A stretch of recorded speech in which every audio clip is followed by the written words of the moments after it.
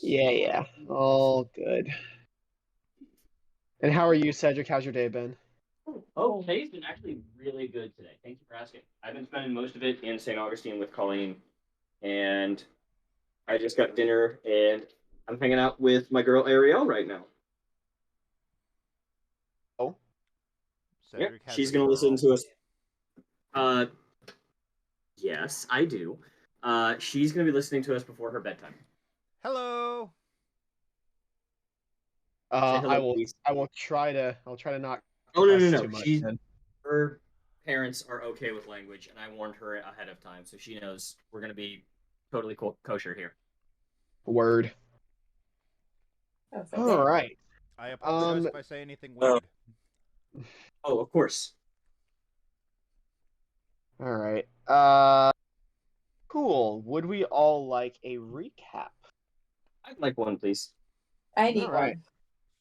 one. Okie What are dokie. you playing? I know, but I wasn't here last week. So She needs to catch up on her show, Ed. Fine. I Isn't need my that the truth? stories. I need my stories. So, last session we opened up with you guys meeting two of you meeting Captain Orville for the first time, a captain of the Grand Army of the what's left of the Grand Republic, and who is currently the leader, or I guess the leader of the protection forces of the now closed Jedi Temple. Things were a little rocky at first. Hands kind of hovered over blasters, but as he kind of diffused the situation, asking some key questions, and giving some key answers, he eventually allowed you guys entrance to the Jedi Temple. Once you guys got in, what would have been a grandiose, bright, colorful Jedi Temple is now dust-covered, dilapidated, and otherwise decrepit. You guys went through a few rooms, found Idrian some new clothes so that he doesn't have to wear his prison jumpsuit anymore. Thank goodness. You're welcome.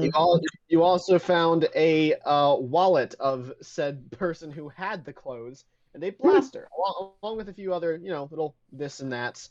The wallet had when I say like a Star Wars Costco membership card. Basically, yeah. Big Banthas feet and weave. There you go. To which you guys kept that, but not the rest of the wallet. Inside of the pockets of said clothes that Idrian put on, he found 2,000 credits. Yay!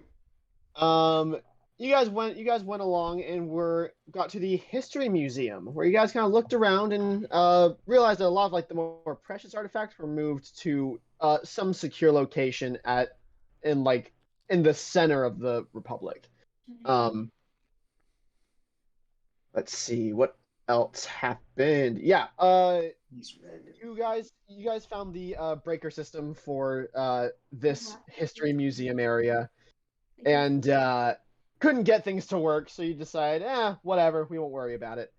And you guys kind of just started walking around. Mikia found a closed door with a broken kind of door pad lock thing, like a screen, and started fiddling with it. As things went on, Mikia got closer and closer to finding a way to pick said lock and open the door. Just before the door was opened, Idrian found a bust of a kind of ancient-looking warrior that was named, and I need to look this up again. Unless Vence, it was like Ven something callous. Wasn't that? It was Vreka Callus. Thank you. As you saw that, you started to kind of spiral from there, and then the door was opened into the long-lost Jedi archives. You guys had a good old romp through the archives, getting various little data discs and whatnot. Until Adrian also kind of broke away to have some alone time in the archives, course. should I say. And after that, we kind of ended it there. Oh, and not to forget the little interaction that Mikia had with Quinn of the something of the leave me alone variety. Then you guys went to leave the Jedi Archives, and here we are now. Oh. So we're leaving the archives currently? Yes, you. Yes. If we could all roll testing, that would be lovely. Ah, shit.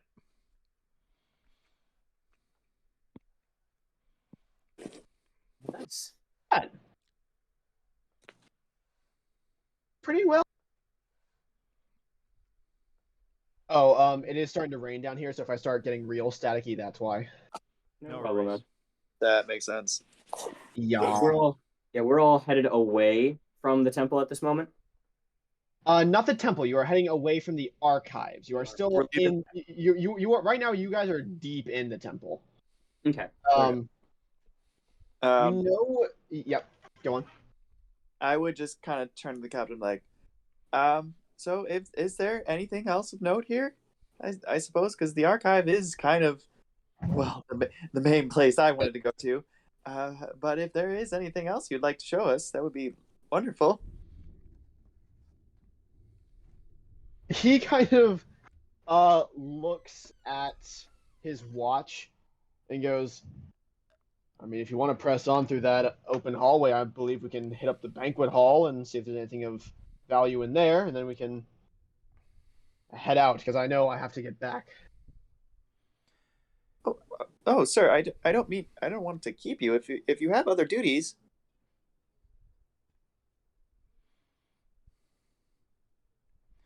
Excuse me, moi capitan. Excuse me, capitan. Quinn Yes. immediately shrinks away. I believe you said something about the banquet hall and that you are running short of time, yes? Not running short of time. I just have I have a itinerary that I need to stick to as close as possible. Of course, I completely understand. I believe that our little white masky friend there would love to spend more time here in the Jedi Hall. I was wondering how we could go about that, per se. Perhaps if there was a way we could come here on our own, yes, and report anything we find to you?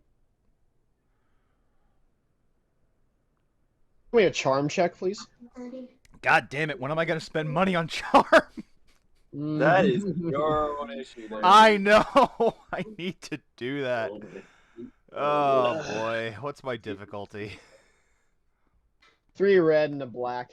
Oh, Jesus. I'm gonna get shot here. Well, very difficult roll. Jeez. Oh no.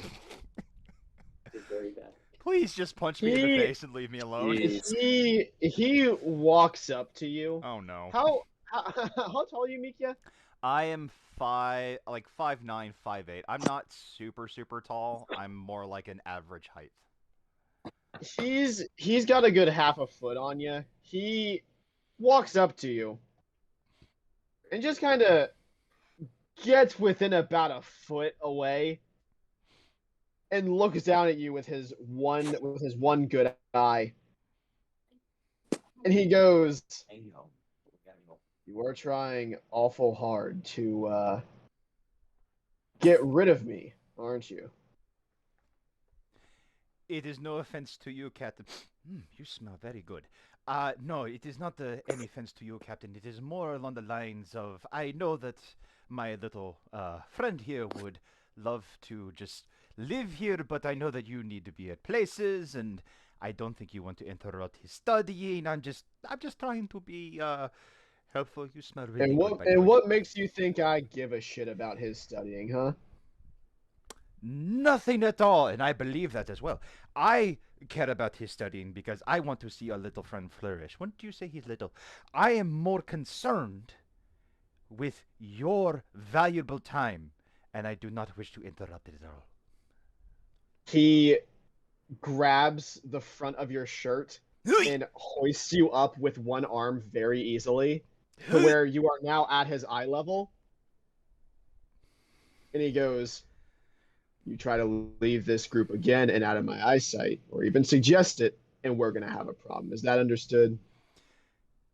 Inescapably. Wonderful. And he lets you go, and you kind of drop a few inches down back to the ground. Oh, you like to work out, my friend. I appreciate that. And I literally just kind of scamper within eyesight, but just kind of make myself sparse for a little bit. Scamper away. Cool. He goes, "Like I said, I can spare some more time. I like being in the temple. It kind of calms me. So if you want to go to the next room, we have enough time to kind of look around a little bit. But then after that, I'm gonna have you vacate the premises." It's no issue, sir. That'll be fine. I understand that you do have other duties. I'm sure that this is not this is not a part of your job description. I have no On reason to stay the around. contrary, entering the temple with people that I see fit is part of my job description. Oh, really? If I may ask, sir, what exactly is your duties here? Protection and security of the Jedi Temple. Oh, That's what me and my task force do. it's a very noble job. But and how long have you been here? Do you want to go to the next room or not? I feel like I was having this conversation as we were walking. You guys basically get out, and now you're sitting in the middle of and now you're like staying in the middle of the museum, and he's waiting. He stops walking altogether, because now you can either go through the open archway that goes to, as he has said, the banquet hall, or you can go back the way you came and leave the temple. And he is not walking until he has an answer. Yes, I would like to see the banquet hall. If either of you are, if you would not mind that, sir. And I turn to Idrian. He turns to Adrian and just goes, "What about you, Callus? What do you want to do?" Take the little one to the banquet hall. I need some air. Sorry, was that a no to the banquet hall or a yes to the banquet hall? Adrian is saying he can take Quinn, but I'm gonna go get some air. Well, we either travel as one group or not at all. So if two out of the three of you don't want to spend any more time in here, then we're gonna go ahead and head out. Then let's just go to the banquet hall. Oh no, sir. If you're not feeling well, I don't mind. I feel like I will be able sir, would I be able to come back in the future at any point if I We can discuss that along the way if you wish. Yes, sir. If you're not feeling well, then yes. I don't want to impose. With that, while keeping Mikia specifically within eyesight, Orville just starts walking out. Quinn is keeping within like 2 feet of him. I actually walk a little bit slower just to kind of keep back pace with Adrian. Mm-hmm. What is wrong, my friend? Oh, nothing. I just need some air. The mysterious loner type continues. I see. I just kind of giggle and just kind of keep pace. Cool. Is there anything else you guys want to ask Orville while you're walking through the temple? Pretty sure if I do, I'm gonna get my shit punched in, so I'm good.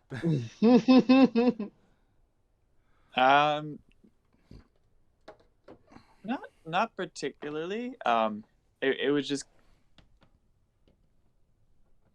Quinn would honestly just ask, so how would I go about being able to arrange future visits to the temple?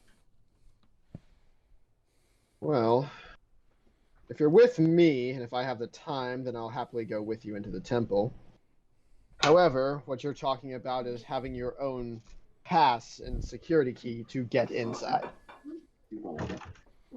Yes. Well, I don't want to step on toes, as it were. I just I do have a fascination, and would just, as a scholar, would like to study anything I can. You know, there are other locations that the Jedi used to frequent that you can go to. Oh, I do have a list, sir. I have a, but I mean, if you have any other suggestions, I have a couple places I have been wanting to visit. I actually passed one along the way here and didn't realize it until I was past it. I suppose if you want to come back to this location in the future, we can talk about discussing employment, but that would also fall in place with your new traveling companions. Gotta follow the rules. No. Okay. What was that last part he said? That would depend on your traveling companions as well, basically. Oh, well, yes, hold on. Who is? Yeah, Jeff, we're getting a lot of like a little feedback that it's not like feedback, but definitely background noise. That's. I think it's Cedric. Yeah, that was partially me. No, honestly, it sounds like a fan. It might be the rain. It is pissing down over Yeah, here. it's pretty Okay. heavily raining Yeah. over here. Yeah, I hear it now. Yeah, I think it's just the rain on Geo's end. That makes sense. Okay, never mind. I'll just let it pass. Mm-hmm. We can't change nature, Eddie. No, That we cannot. unfortunately. I'm working on it, Um, but I can't.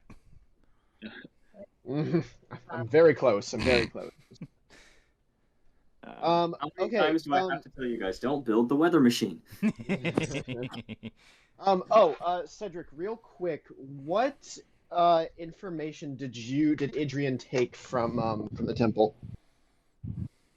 Adrian had 2 discs. I believe he had one that was kind of like, he didn't take the Marzost one. I think that was Mikia. That was Mickey. I think you took a disc on a Jedi describing the tactics used to. Yes, I had Adrian. combat?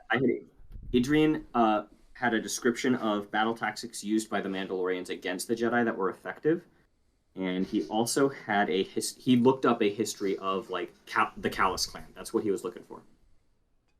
Battle tactics against Jedi. And history of Callus clan. Yes, he looked for. Yeah, he was specifically looking for Callus Jedi. And was, if I remember correctly, there were a lot of results when you looked that up. which was really disheartening to him. Yeah. Yep. Let's see. Like finding out your whole life has been a lie.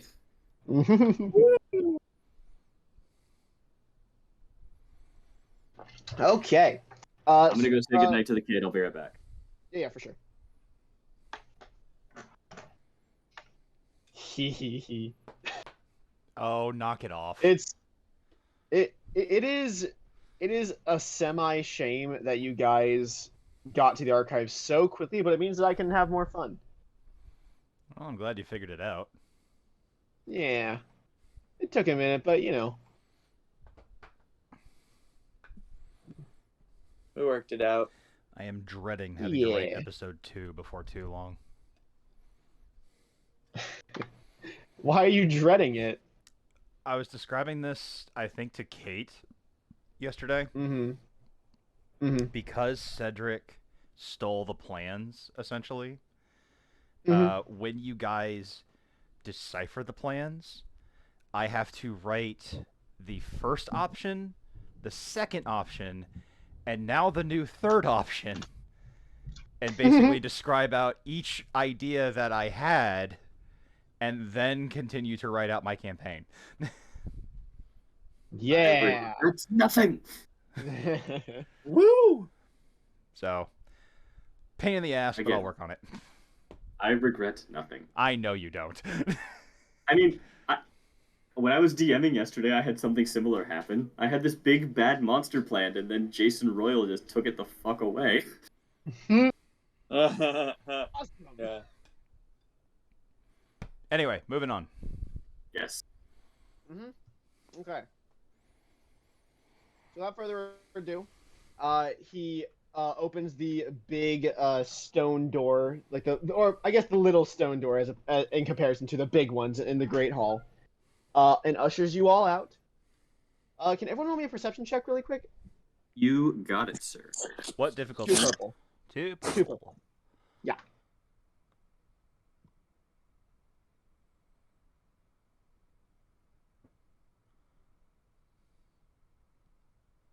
Well, well, well.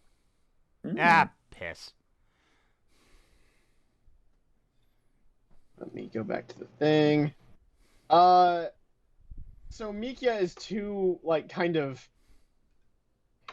You basically, like, once you get out of the building, Mikia, you kind of just walk off to the side to make as much distance between you and the captain as possible. I'm trying to not think about his grip and all the things I Which, could have done with it. by the way, you've been manhandled a fair bit in your life. Oh, of course. This was one of the strongest, most direct grips you have ever felt on your shirt. And again, being who I am, there was a part of me that was like, do it again. But anyway, not the point. Cool. Quinn and Adrian, as you get out, you both notice the YT-1760 is gone.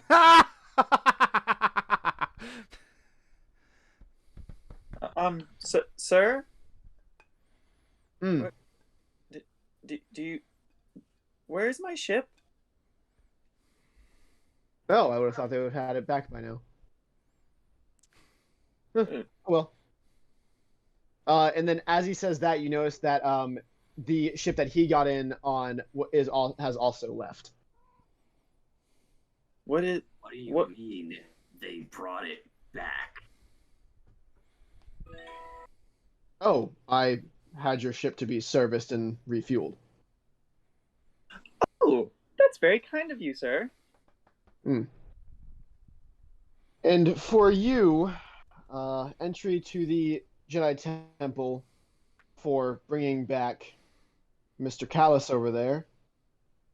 Here you are. And he gives you a small bag filled with platinum credit chips, which all add up to 5,000 credits. Oh, thank you, sir. Apparently, that's what my life is worth. Hey, mine ain't worth shit. He looks at Quinn and goes, if you want to go wait by the landing platform, you can take that one. And he looks over at Mikia.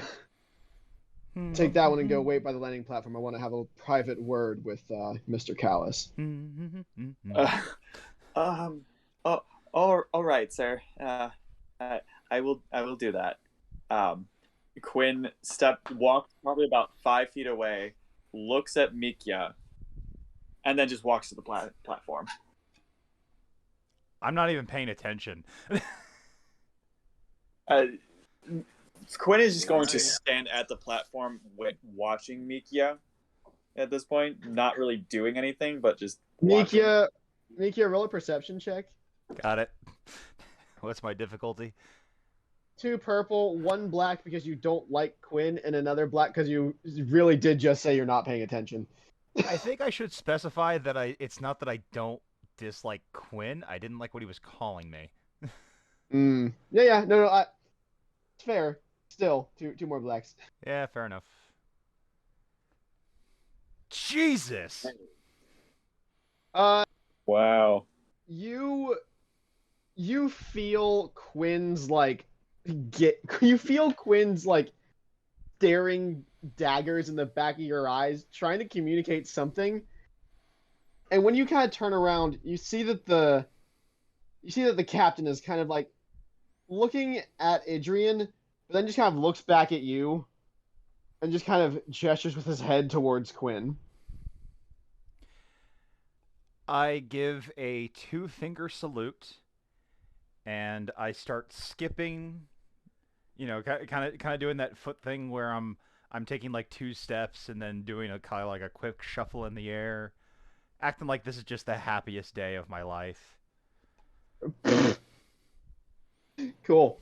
Yeah, Mikia skips down the steps and goes and joins Quinn. And then Captain Orville walks up to Adrian. And he goes, How tall would you say are Orville and Adrian of a height? I need to look at his height. Even if they're like a couple inches apart, it's more like looking at an equal than it is like Adrian looking at Quinn. I think Orville's kind of like 6'1", 6'2". Like he's just above 6 foot. Yeah, he's a bit shorter than Adrian, but not by much. Mm-hmm. Adrian's very lanky, whereas Orville looks like Fireplug. sturdy. Yeah, Yeah. like he's in a very like tight blue like Republic like officer uniform with like the tight collar and like the very crisp pants and top. But you can tell like even through all that, his shoulders are kind of like pushing up against like the sleeves. Yeah, built. My dad would say built like a brick shit house. Built like a brick shit house, exactly. Thank you, Mr. Douglas. But he walks up to you, and he goes, "Need some air, huh?" Yeah, just needed to get away from it. See some stuff you didn't want to see? Yeah, a lot of stuff I wasn't planning on. That's the problem with libraries, kid. You go searching too deep and you'll find stuff you really don't like. Problem is, probably real. He nods and kind of like scratches his chin a little bit. And he looks at the now kind of standing as close but as far away as they can from each other, Mikia and Quinn. Mostly because Quinn's trying to keep the distance. He looks down at those two and he goes, "So what now?" Now we pay off a crime lord. And after that,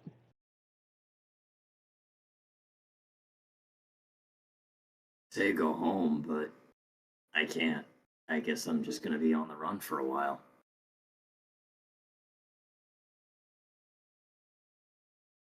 you could invest in this whole thing. And he kind of like nods his head back towards the temple. Captain, I already follow one religion. I don't need another. Didn't say you had to follow religion. I know a guy who's running from his destiny when I see one. Mandalorians make their own destiny.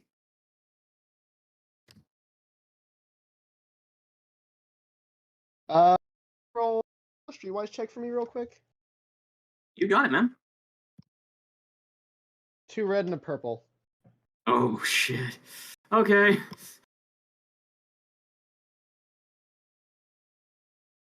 Any blacks or blues?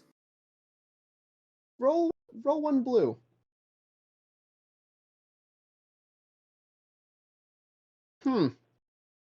Literal neutral roll. That's about as good as I'm gonna get. You catch him smirk.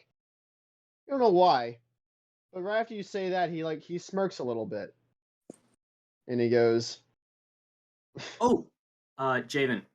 Yeah. That it's Streetwise, yeah? Yeah. Can I get 2 advantages to that because I'm still under the influence. That is true. So yeah, the two advantages. It doesn't give you a whole lot more. It's more of a thing of where like it was less of a smile as to what you said, but more of like that was a hair trigger response for him. Yeah. Not a react like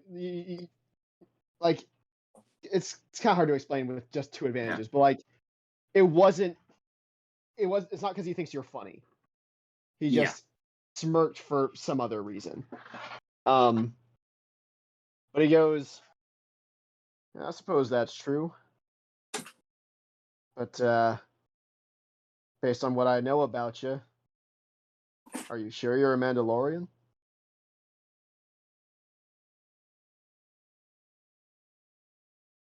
I'd like to make a willpower check against myself. Okay. I'm gonna set the difficulty at 2 red. Okay, no. Okay, so it'll be a discipline check. What are you trying to do, or like what are you trying not to do? I guess. I'm trying not to hit him. Okay. Yeah. Because you are under the influence, I'm gonna say that's a definite like 1 black for each advantage that you get automatically. Yes. I will say it will be 2 red. Yes. I think that's more than fair. Yeah. Because he's basically the 2 advantages gives you the choice. You can absolutely try and swing at him if you would like. No, I think I know a more accurate response for Adrian, which would be just as threatening, but wouldn't,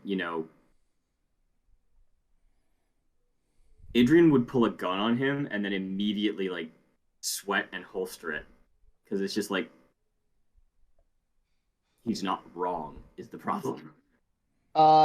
So Adrian, after being basically insulted beyond belief by this one comment, you pull your gun, to which he then does a very quick pivot of the foot and and holds a hand to his belt. Yeah. And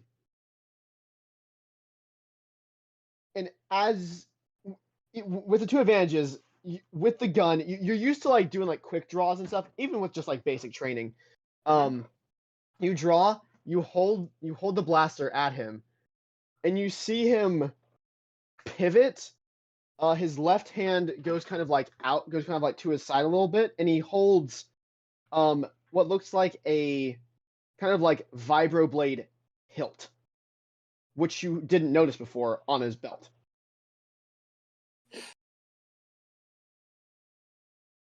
And he just stares at you in the eye and he goes, "Are you really sure you want to do that, kid?" Adrian is already lowering the pistol because it breaks through the drug fog, and he's like, the worst part is he's not wrong. That's what really shames Adrian, is that this person who's known him of all of 15 minutes is not fucking right. As you holster your pistol, he kind of like lets go of his hilt, and the hilt kind of just like shakes like just a little bit limply at his side. And he goes, "All right. Well, see, there's a little bit of a hair trigger. I guess that's Mandalorian enough. But I don't know, kid. I feel like you've been led to believe a certain thing and haven't actually thought for yourself in some time. But that's just me. I'll offer you this, kid. There are places out there. There are places in the galaxy where Force users of all kinds have frequented. if you really want to rid yourself of this thing, really and truly, the only ones that would have known how to do that would have been the Jedi.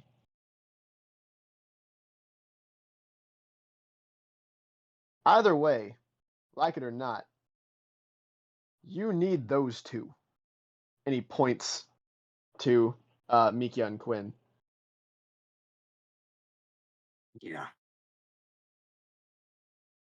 Yeah, I do.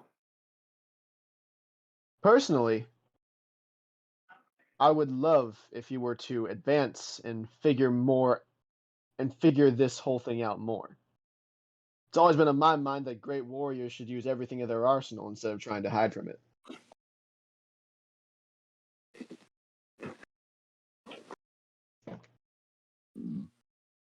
You're like a weapon, not a sickness.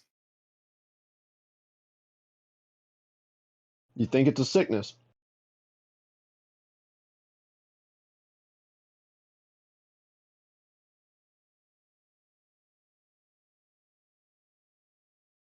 Yeah. And at that I'm not. point, at that point, you see two ships start to come on the horizon.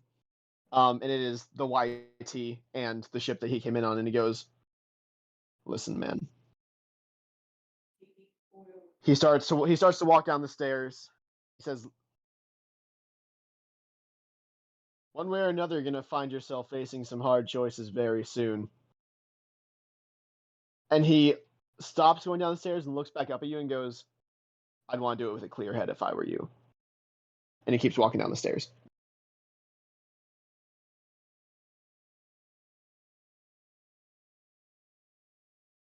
The first time Adrian's hand is shaking, not from withdrawal, but from fear of exposure.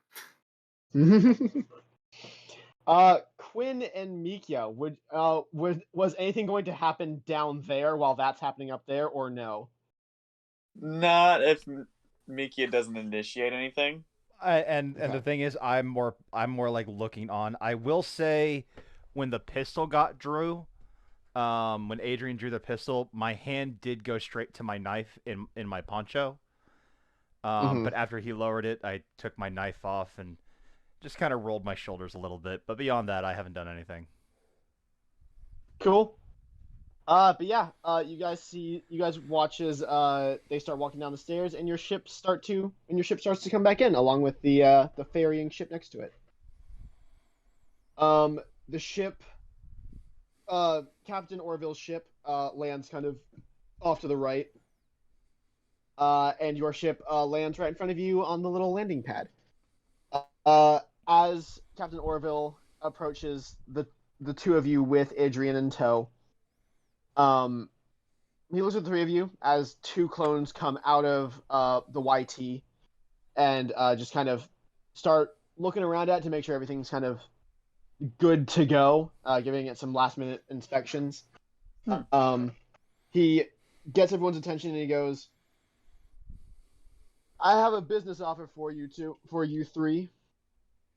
He holds out a little data chit, and he gives it to Quinn. Quinn immediately plugs it into his datapad. He plugs it in, and it is just contact info. It's radio frequency for Captain Orville.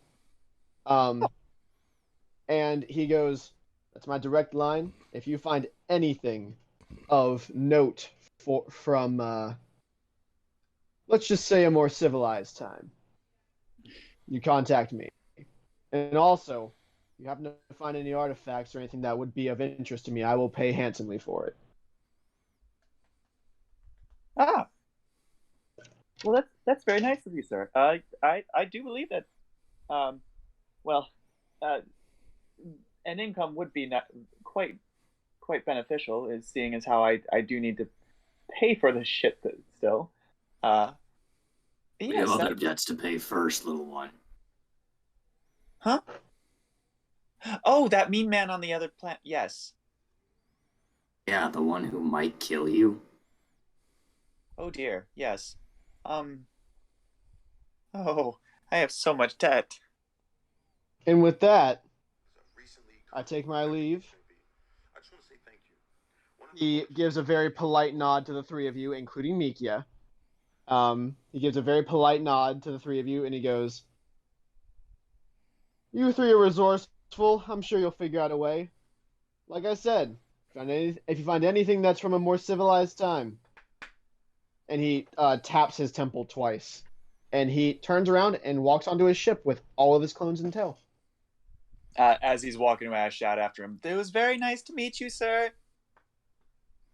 He he throws up a very casual, like, two-finger peace sign behind him, kind of like a president leaving.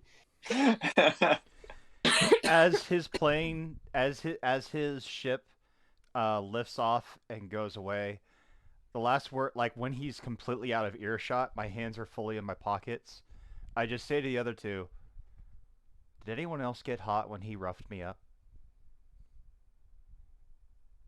Sir, I don't. I have certain names that I don't want to call you because you do seem to find it offensive. So I will just say, "Ew," and I walk on the ship.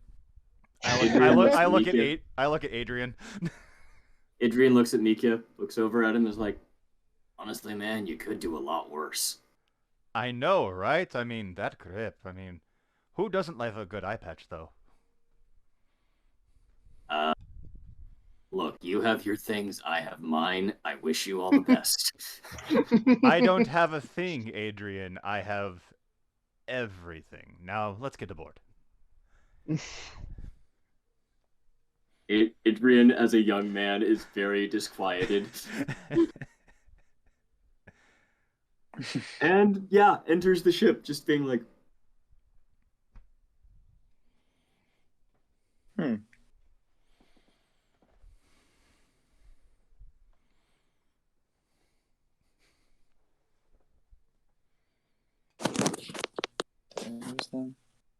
No. Well, "Hey, what's up?" Hi. I was just. So what? I guess what are we do? What do we do from here? Man, that is the question, huh? We need to find work. Yeah, you do. Very much so. Well, so I think as we get on, like Quinn just kind of goes to the little. Do I have like one of those like central project just like a central We'll say, so if you look at, I'll send it to send it to the Star Wars nerds real quick. I think I already did, but the image of you guys' ship. If you guys don't have it, I will send to the Star Wars chat real quick. I remember what it looks like. Yeah. So in the like the galley, like kitchen area, there is a very small little projector in the very middle of that table. So if you wanted to upgrade it in the future, to make it bigger or to have like an actual like big holo terminal, you could absolutely do that. But as of right now, you basically just have like a small little like RV TV screen, essentially. Interesting. All right. We'll see if that becomes an option later. First things David, first. How much time is left on the deadline? On the deadline for like For 10 minutes. pay me back or I kill you. Yes, please, that one. So it took you what, like almost a day to get to Coruscant from Corvus? Yeah, you got 6 more days. Okay. Solid amount of time, if you ask me. So if we're meeting around the table, Mikia would again lose his accent because he is with people that he trusts, and goes, "Okay, we have about 6 days to pay back 160,000 credits, or we start getting bounty hunters to come after us. We all know that Coruscant is the hub of the Republic. If there's any kind of work to be had, it should be here. It's just a matter of where we go to find it. We need What- high payout, quick jobs because we only have 6 days and we need travel time. Because I assume he's not going to give us the option of not delivering it in person. Well, sir, if you remember, the captain did offer us work. All we have to do is recover artifacts and information from places that, and just he will pay us. Do you How know far where we away are could? these artifacts? And do you know where we can find any quick? I know a couple places nearby. Define nearby.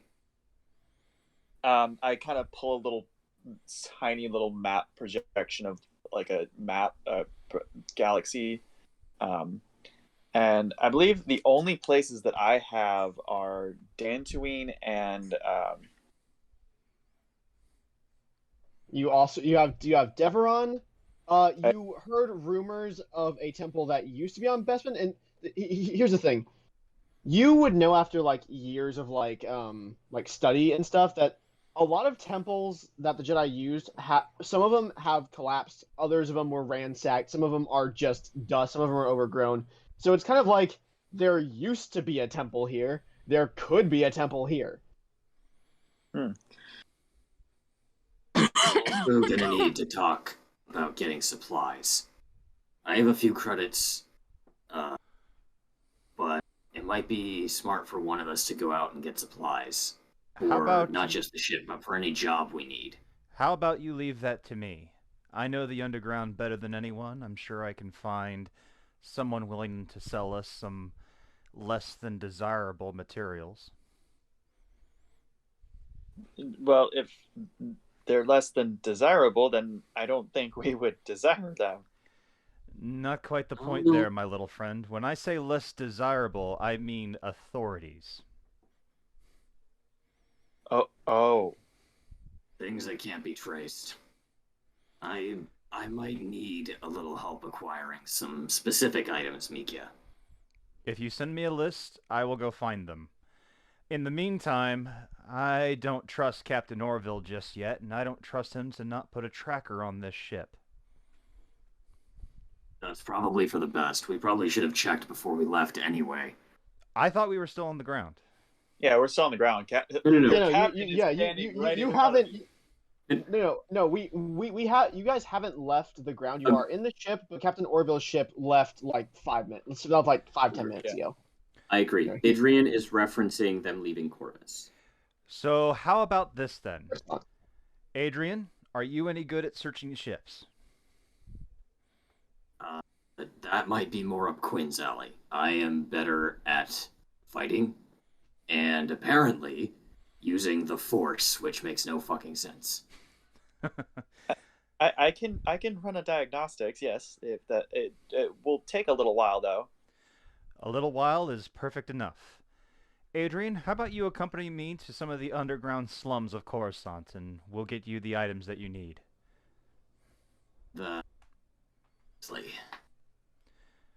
Quinn, do you need anything while we're out? Well, we should stock up on food rations and various necessities, sir. If you could just keep an eye out on them. Didn't Orville say the ship was refitted? Oh, that he refueled us and serviced. I will run a diagnostics to see exactly what he did and go from there. If we have enough food, it cuts our costs down quite a bit.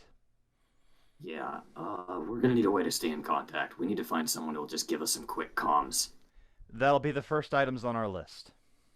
Let's make sure we get back to the ship so Quinn can have one before we do anything else. I agree. Quinn, do you have a main engine room somewhere? I have two. Do you mind if I look at one before we go? Why, may I ask? I need something to darken my face, and I'm wondering if there happens to be some possible soot lying around. I usually keep a clean ship, sir. Very well. Do you have a trash? Again, sir, I usually try and keep a clean ship. Well, guess I'll just have to make do with what I find. Very well. Adrian, shall we get going? Left.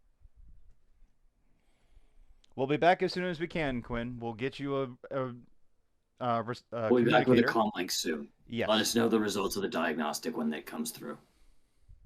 Yeah, will do, sir. And I only say this to Adrian. I give a 2-finger salute. Adrian follows Mika out. The only response you get from Quinn, Mikia, is just a smile and like the blank. If you could tell just what he was thinking, it would kind of be a little.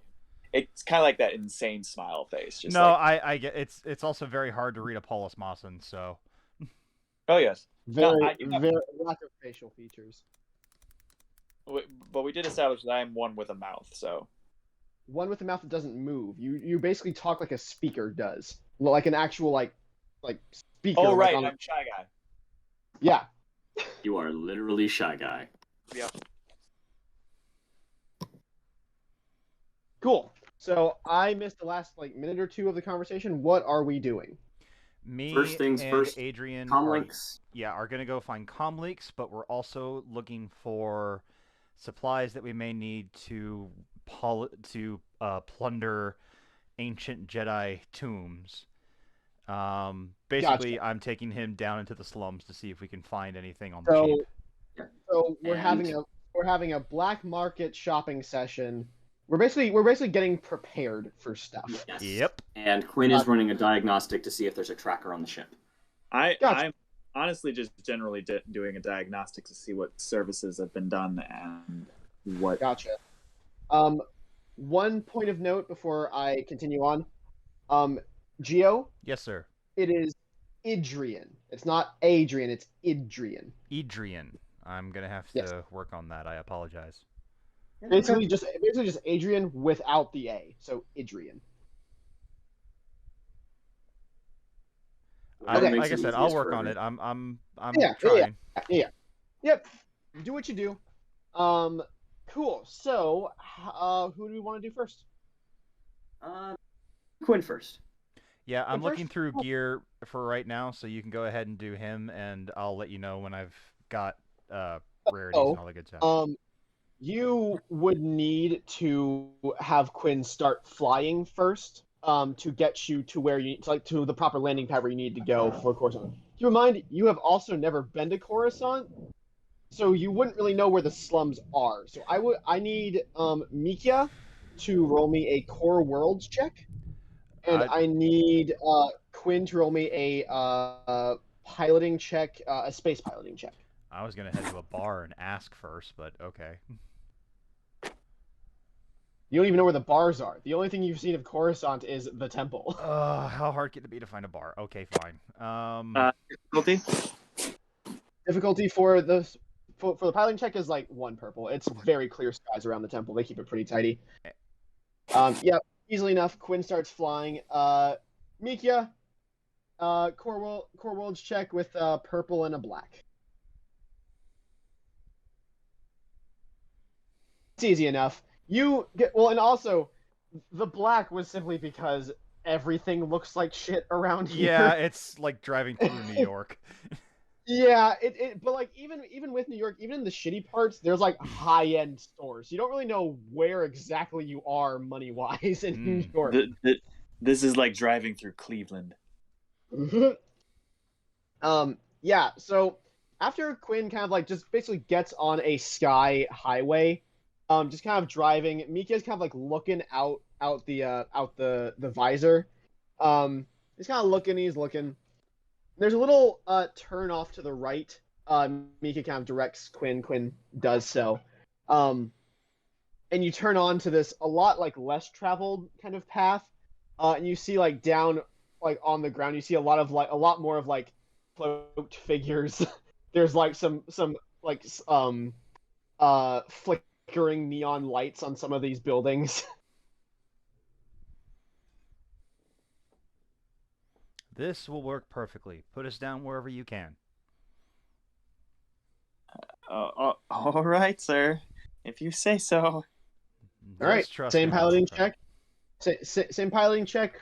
One purple, one black, because it's a kind of a sketchy area and you can't really see any clear landing pads. But it does seem to you that ships are just kind of landing wherever. Mm-hmm. Mikia, Yes. I just had a System thought. one system strained, but yeah, Quinn. After kind of like having to very like squeamishly go in between certain alleyways that are just wide enough to hold your ship, you do find a very sketchy landing platform that looks unmanned. Maybe we don't leave Quinn alone with the ship. Oh, I won't They be will- alone, sir. Wait, what? Oh, I never introduced you, sir, to my droid. Is the droid any good in a fight? Oh no, sir, but he does he assists me very great. He assists me all the time. Have you looked outside, Quinn? Oh, yes, I did see us landing here. But I am able to lock up if that's all right. How about as as long soon as as you we know it. how about as soon as we depart the ship, you take off and wait for our signal? I believe that would waste fuel, sir. Very well. If you want to sit here, either that or the Mando can guard you. Well, here I will stay here, and if something, I believe, if anything scares me, I will take off. Sounds good. All right. And Let's make sure we get you a comm link first. That way you can let us know if you're in trouble. And you can let us know what the diagnostic looks like. I will do my best. and Quinn, you'll know it's us if we knock 3 times on the door. Well, a lot of people knock 3 times, sir. Very well, we'll knock 7 times. I can also see outside the port, sir. I will also see where you're coming. There are shiftlings out here. What are... Oh, people I who kind of look can- at Adrian. What are shiftlings? Would I even know? I've never been off world. I would.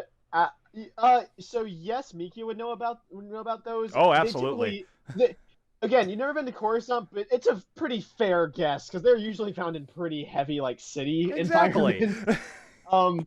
Adrian, go ahead and roll me. What to make this roll? I guess Would it be xenology? it would be a xenology first to see if you know what they are, and then it would be a core world check to see if they would even be here. Absolutely. What's my difficulty? Xenology check for I forget what their actual biological name is. Go ahead and just give me 3 purple. Actually, three purple and 2 black because you've never been off world before. Yeah, more than fair. Yeah, no. No. You have you. Quinn looks at you.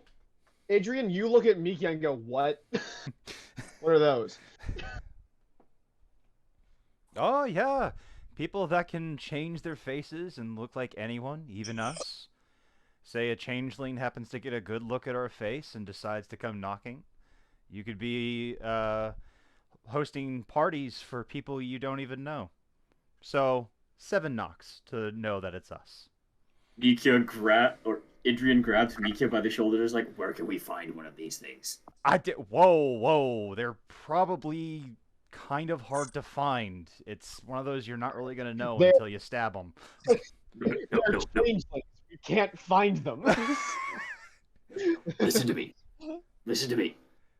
If we can find them and make them look like us, what if we gave them to Temden? You don't know that yet. Huh? No, What- Adrian was just like, hey, what if we make them look like us and then just give them to Temden? Well, when they die, they go back to their original skin. And if he kills them, he'll know it's not us. Well, that shoots out my plan. Good. 7 knocks, Quinn, and that's how you know it's us. You are both very, very. You both do not like to obey the laws, do you? When the laws don't obey Respect you, Mandalorian law, not the law of the Republic. when the laws keep you from eating and they keep you from sleeping, yeah, I happen to ignore them. You'll get used to it, kid. And I start walking off the ship. No, I don't think I will.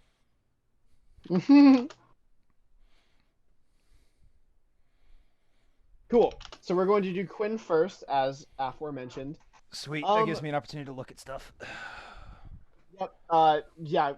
Adrian and Mikia both. If you guys are doing a shopping spree, I'll give you this time to kind of like look around and see what you kind of want to find, etc., etc.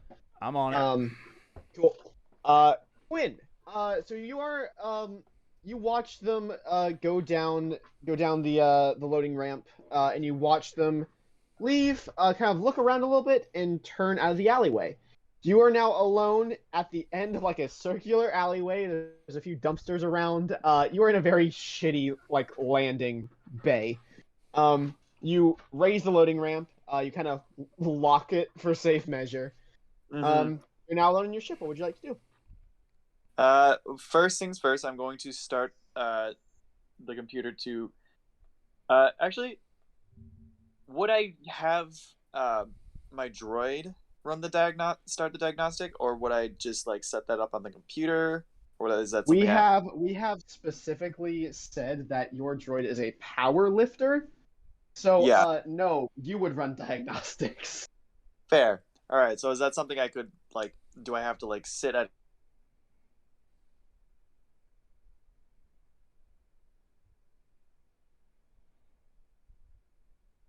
Is everyone still there? I'm still here. I don't know what happened to Quinn. We'll give him a minute. Yeah. So, Cedric, Jesus. I've got handheld and planet-wide comlinks. They're not very hard to find, rarity 1. I Yeah. think if we're going to Adrian- be... Go ahead. Oh, Adrian is specifically looking for sets of armor, mostly for himself, but also if he can find something for you guys, he's willing to spend a few credits, because Well- Mandalorians feel naked without it. No, I understand that. I do think we need to get some remotes, though. Some Hello? scanning and surveillance. Hello? There you are. Yeah, Hello. that's a really Hello. good idea. Hi, sorry, I don't know, for whatever reason, like my data was like, no. Yeah, that's perfectly fair. Okay. So what was your question, Ed? Is running a diagnosis a passive or an active like task? Or is it like I can just press start diagnostic on a computer and it runs it by I would itself? say, yeah, for initial diagnostics, it'll take about like 5 minutes to complete a full diagnosis on the ship. And it would just be like a simple command. It's just like, right click this window, run diagnostics, and it just the ship scans itself. Mm-hmm. Because these ships were made for only like one pilot and preferably a co-pilot, but if a co-pilot was not there to do all this stuff, you could do it by yourself. Yeah. So while diagnostics are running, what would you like to do? While that is running, I would like to take a look at that encrypted file that I got from the archives and see if I can begin decrypting it. Cool. Would you put this into your data pad? I had it plugged download. I had the whole file that was encrypted onto my data pad, and that way I could just like run it from there and keep it on a closed computer. Mm-hmm. Gotcha. Give me 1 second. Yeah, go ahead and roll me a computers check. Difficulty. So because you're doing it on your data pad, I'll say it cancels out the black because you're very used to using your data pad and you're very knowledgeable of it. Basically, yeah. And it would be one red difficulty. Cool. There you You go. successfully decrypt 1/5 of the decryption of this file. Oh yay! So what do I see right now? So essentially, like, it's heavily encrypted. You kind of bring it up. You start like kind of pulling up the code of it, and you kind of start deleting lines, adding lines, doing just whatever Quinn as a Polis Masson would know about computers and decrypting files. You kind of like start pushing through stuff, and eventually, it doesn't unlock anything, but the encryption, like, how to best explain this? There are essentially 5 encrypted files on this thing, and one of them, after you finish decrypting it just deletes itself off of the thing. Oh dear. That is not good. I suppose it was a security measure of some sort. That is unfortunate. Diagnostics finished running. So essentially it comes back, and I downloaded a tally app to help keep track of everything. You are fully stocked with fuel, so you have a good 2 months, so 60 days worth of fuel. Won't have to stock back up for a good while unless you're, literally running around the galaxy at all times. You have 7 standard days worth of food, various rations, part of the healthy food pyramid. A question I wanted to ask about Quinn: what do Polis Massons eat? Do they eat? That is a very good question. I don't know. They don't have mouths. Mouths. So do they like photosynthesize? Like, what the fuck? I think so, because they are kind of like they are very much, from what I read, like sentient trees. That is a commonly asked question, actually. Let's see. History and culture. Would it be under biology and appearance? It should be under biology. It is a biological function. Anatomical features as growth, known as growth rings. Could not identify the reason that the species evolved this tree. So they have growth rings, but like they're not trees. Covered by an osmotic membrane and left them featureless. The species species also have orange numerous hands. Natural vocal cords, telepathic brains. Their telepathy was not related to the thought transmission used by Adepts of the Force. So their telepathy is purely biological. It's not force. It's not force stuff at all. That's kind of fun. Yeah. Let's see. Doesn't really say. So you know what? For simplicity's sake, let's just say like Polis Massons need a very pure form of like UV rays. So let's say like whenever Quinn has to eat, he basically just sits under a UV lamp for a little while to like kind of recharge, I guess. That is fun. Yeah. And he basically, however long it takes a normal person to like finish their meal is how long Quinn needs to recharge. I love it. All right. Cool. So basic diagnostics, you have enough like energy cells for your feeding lamp essentially, and enough like food for Adrian and Mika combined. All of you, the combined crew has enough supplies to last you for a week. Okay. So eventually stop by. Each like kind of resource you can have 2 months worth of. So you can have 2 months worth of like actual consumables. So aside from that, nothing like intrinsic comes back, but even you would know like some trackers are like built to resist just basic ship diagnostics, which is what you've done. If you want to do like a more in-depth kind of deal for diagnostics, you can do that, but that would require an actual roll. Okay. Yeah, let's go ahead and start that, because I'm Say, not well. Yeah, let's say go ahead and roll me a computer check with 3 purple.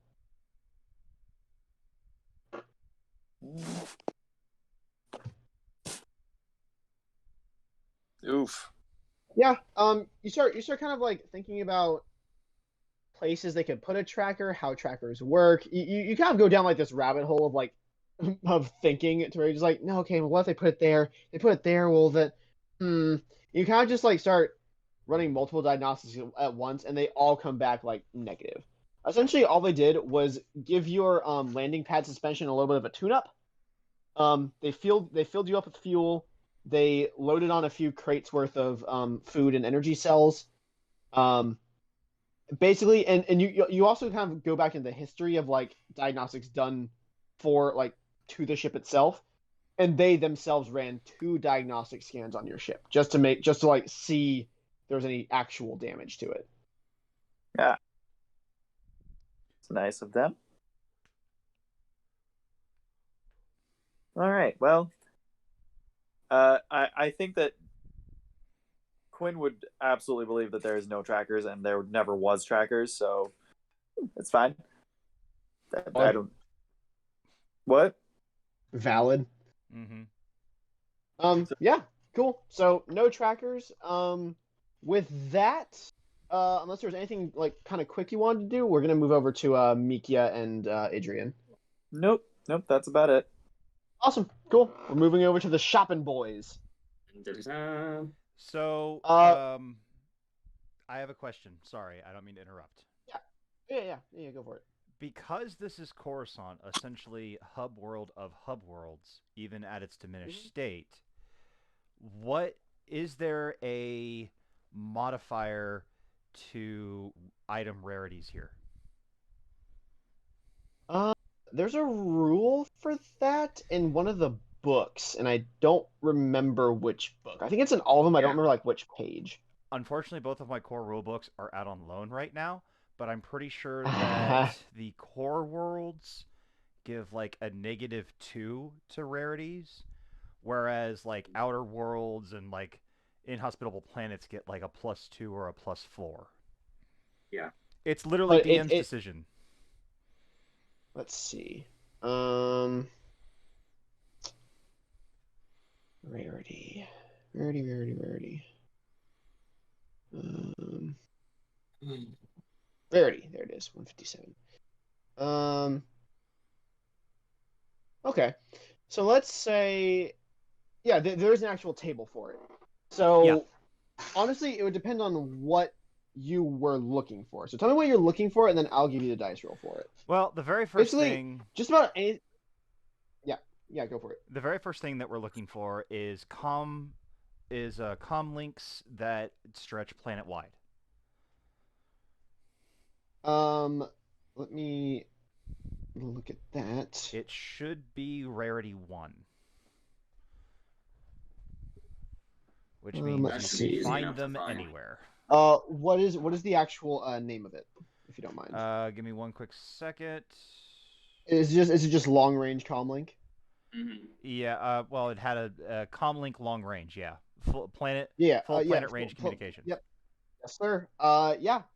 Those easy enough. Like you can find those basically anywhere. You can find those anywhere. We'll take 3. Cool. Go ahead and pay the 600 credits. Cedric, I'm gonna trust you to do that because I've only got 1,000. 600. I've got 3,000, so I'll take care of that. Okay. So yeah, I trust you all to I currently have. Oh, I slipped. I tried to give 1,000 credits to Mikia. I have your 1,000 credits. You gave them to me. Mm-hmm. So I have 1,600. That leaves me with 1,000. Cool. It was 600 credits for the comlinks. Yeah, so it's 200 apiece. So it's 200. Unless you want to role play it and see if you can haggle it down. I have no problem doing this. Cool. I also wouldn't mind if. So, let's see. Let me. You know what? I'll roll a d20 on the actual dice roller if it is an option. It is. Hiya. Cool. You find a surprisingly high-end like pawn shop in this area. It's called. What should I call this place? That's up to you. This place is called you're... this place is called Dennis's Menaces, and I love it.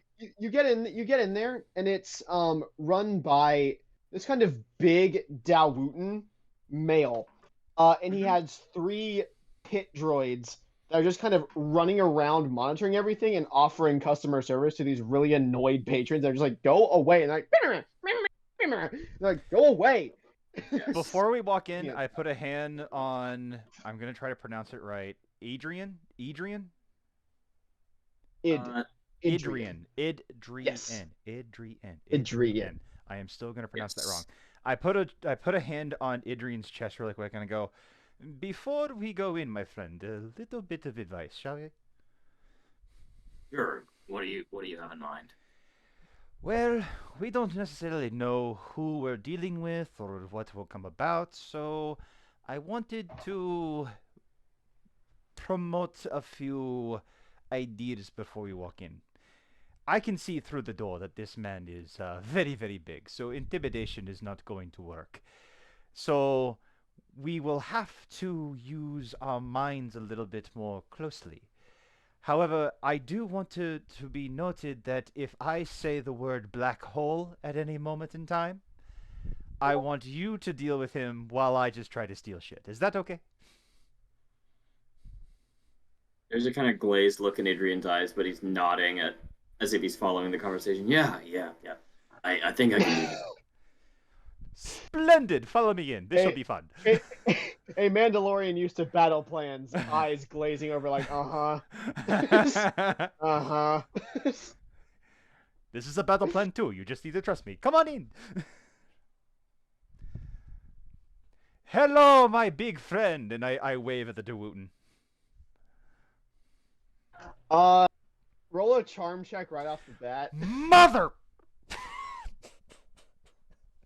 I am spending so many fucking XP on charm. It's worth it. You commented on his weight. He's sensitive about it.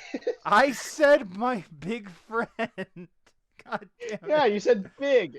Ah, what's my difficulty? It's 2 purple. I hate you. Ah. So he didn't fail. So he just kind of like folds his arms. This guy's easily like 7.5 feet tall. Yeah. Crosses his arms, looks in, and goes, "What do you want?" Well, first of all, I must say you have a magnificent store here. We are looking for 3 planetary comlinks, if you happen to have them. Yeah. I got a couple. Give me a sec. Of course. He takes like 3 thunderous steps, kind of off to the side. Pulls out, kind of like leans down, pulls on a drawer. You don't even need to roll a perception check because you're used to like looking over like desks and counters and stuff. You look over and he has like a full drawer full of like at least like 12 like long range comms.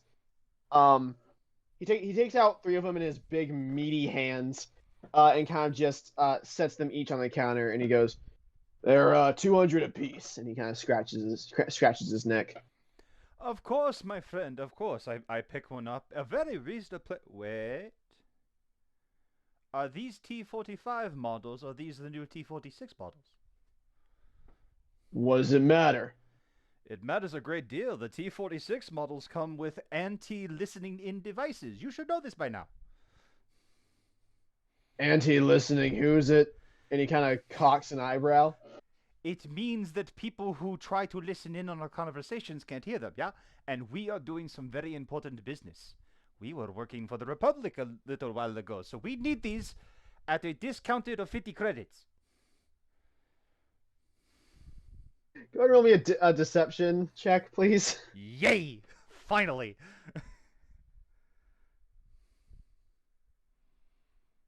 I will say I have not lied yet, but... what's my difficulty?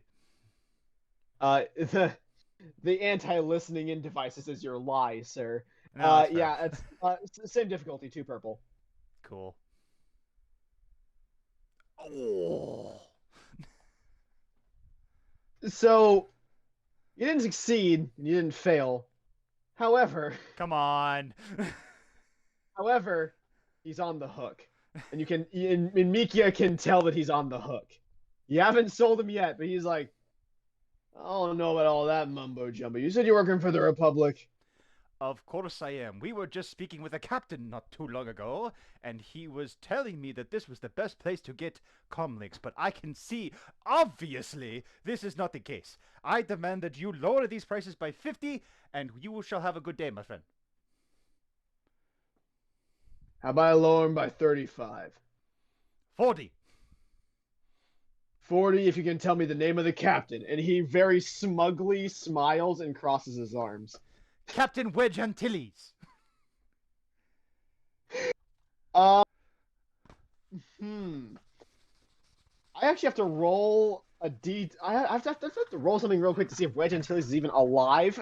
He might not be. Yeah. Because if he is, I mean, shit, he might buy it. Wedge Antilles is a no name currently. So you're gonna have to roll me another deception check. And this time it'll be a red and a purple. Yeah, just ignore the negative blacks that I have.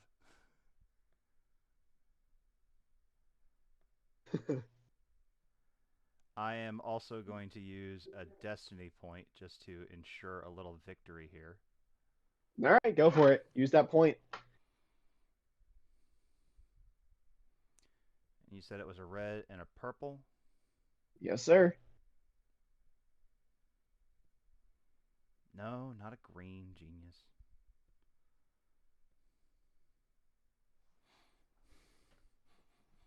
Go ahead and take a strain.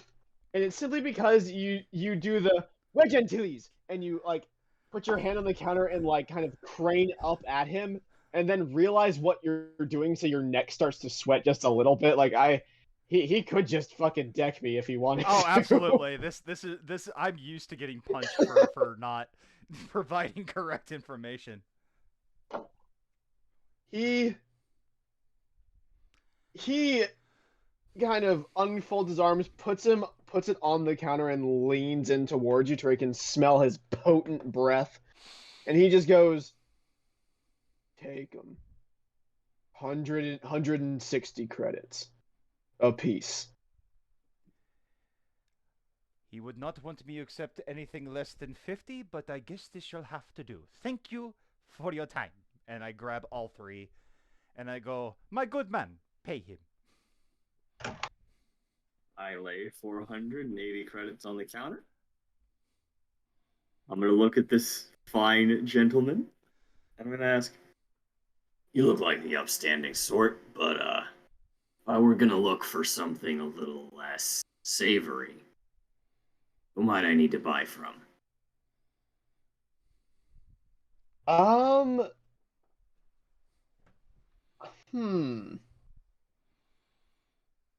What check do you think this would be, Cedric? I'm thinking negotiation. I would agree. I was also thinking negotiation. Yeah, go ahead and roll me a negotiation check. Difficulty? 2 purple and a black because your friend just skipped him out of some credits. That's more than fair.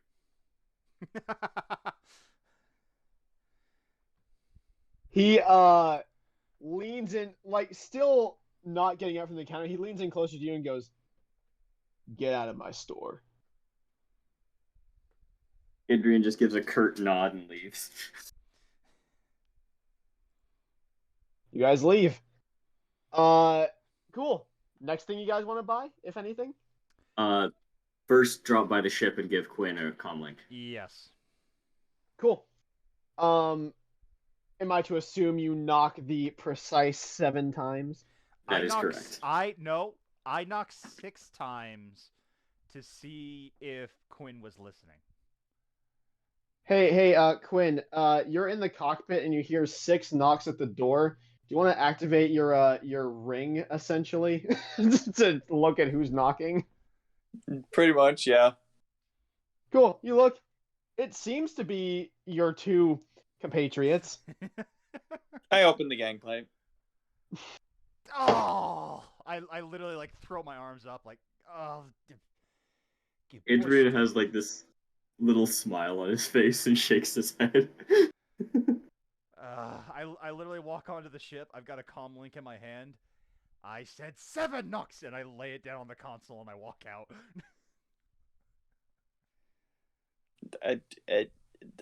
I'm sorry, sir. You knocked. I opened the door.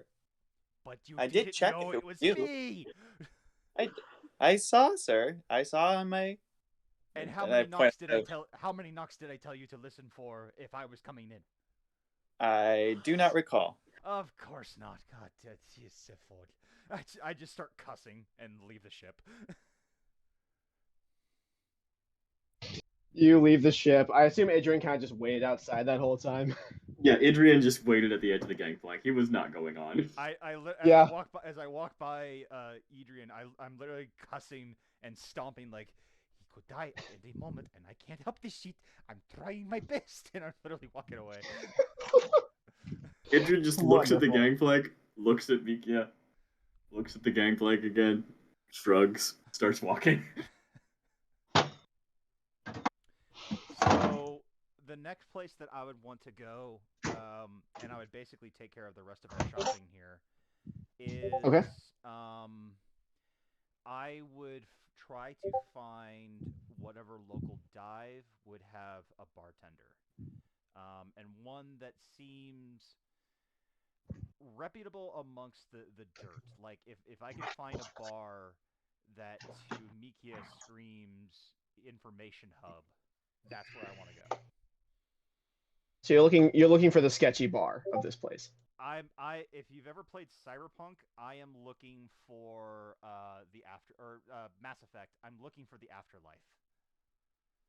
Gotcha. I have played both of those games, but yeah, okay. Yeah, let me see.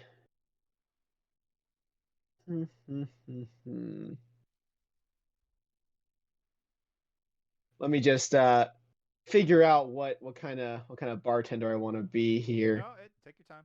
I'll give you some time, and I'll speak with Adrian. I kind of go.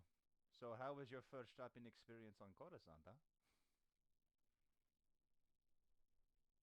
Honestly, that worse than I expected. How so, my friend? I mean, we got the discount, but I was hoping to find somewhere we could find a little more. And if Mika's looking closely, he sees Adrian drumming his fingers along his thigh. A little more disreputable, if you know what I mean. When it comes to things that those should not be found, you let your old friend Mikia take care of it, yeah? What are you looking for?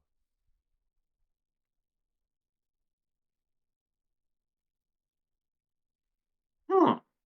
Does Adrian want to trust Mikia with this? Yeah, good. I would say, Cedric, given your character choice, that is not how people of your persuasion would act at all. Oh, I would absolutely not want to reveal this. I get that. So I play it off. I'm just like, I'll make a deception check. And I'm just like, I'm just looking for armor, something to give me a little bit of a boost. So, do I roll deception, or does he roll deception? He would be rolling deception against your streetwise. It would be no difficulty if this is a contested roll. It is my streetwise is. He already rolled this. Cunning. Yep, he already rolled deception. So you go ahead and roll your streetwise. Nope.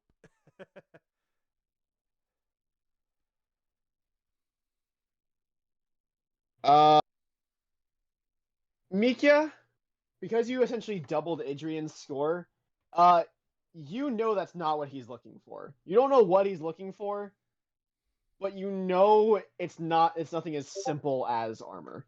So I literally again put my hand up on Adrian's chest, and I kind of move in front of him. my friend, and I then drop the accent because I kind of look around to see if anybody's paying attention, and nobody is. Mhm. My friend, if we are to survive, you need to trust me. I have no shame when it comes to what you do. I don't care what it is. Let me help you.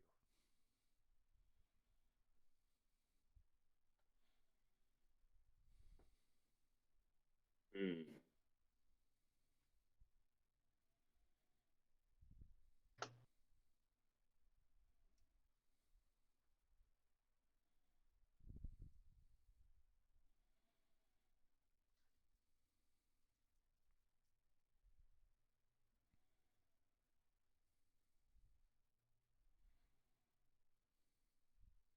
Okay. Adrian is going to look up sheepishly at Mikia and be like, "All right, it got me. I just want more blasters." Kazuki, fuck. You need to be honest with me.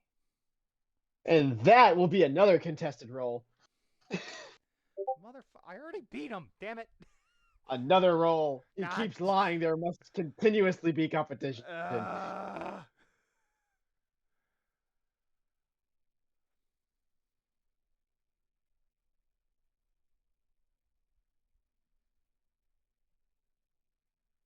Tell me.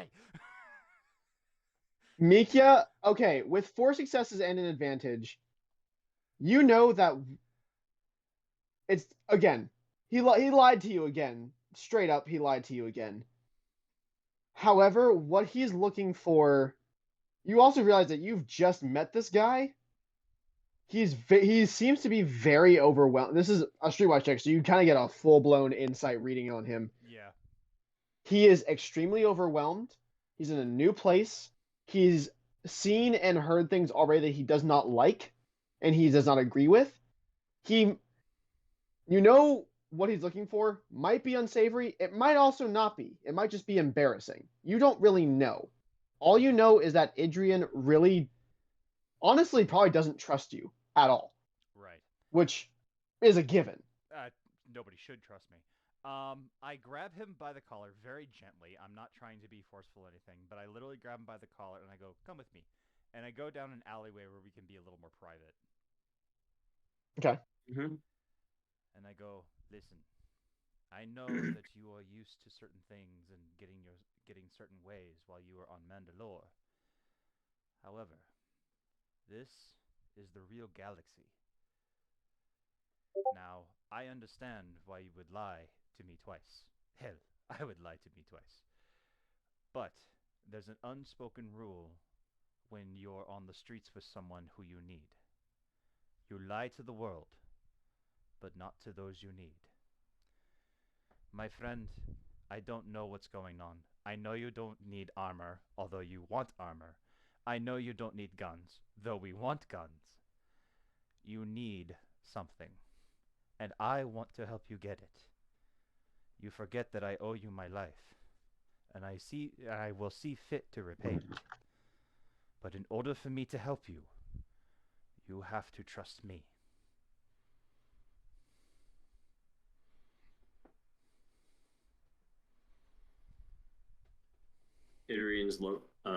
Adrian's eyes get that defiant look you sometimes get in like really young guys who've been called out on something and they're about to double down, but then his shoulders kind of fall. Fine. I smoke death sticks. I can't find any on here because I don't know anyone. Is that all you're looking for? Yeah. Get him on man. I knew someone who would just smuggle him in. My friend, you are now on a core world. Watch and learn. And I literally head into whatever bar we were just getting ready to walk in. You guys bought me enough time to actually make a bar. You went down the alleyway, right? Basically, you know when you're about to go into like a bar or a club and your friend gets really nervous, you kind of have to like talk to him a little bit. Like I just did. Yeah, exactly. You're standing out the front of like a kind of seedier looking bar called Down the Scope. Down the scope. You see a lot of like kind of like rough looking like kind of like biker dudes who look like they do things other than death sticks. You see a lot of guys just kind of like go in there and kind of come out looking different Right. than they went in. You guys go in. Immediately when you get in, you see a lot of sketchy characters. You see basically the Mos Eisley Cantina, but like darker. Right. It's a lot more dimly lit. The floors have a little bit of tackiness to it, and you don't really know why. Not carpeted. It's fully tiled, but it's just a little bit tacky. You see a lot of booths that are kind of like have a few individuals inside of it that are kind of like all heads down, like kind of like sliding little bags back and forth. You see on the other side people playing pool. One guy sinks a ball and then his opponent punches him in the face. A fight ensues on that end. But you get up to the front counter to this kind of like real older looking Transdoshan guy named this older looking Transdoshan guy as he's kind of like cleaning a glass, and he goes, "Newcomers," and he makes his way over to you as you approach the counter. I give a solid hand up to just kind of indicate that I see him coming. How can I serve you? I lay 500 credits on the table. A pack of sticks for my friend, a pack of sticks for me, and any information you're willing to give. He looks down at the credits, takes the bag, kind of just like nonchalantly, kind of opens it below the counter. You hear the clinking of credits being shifted as he very quickly tries to count them. He ties it up. Let me see how much death sticks are worth for do you want a box or just like a couple of singles?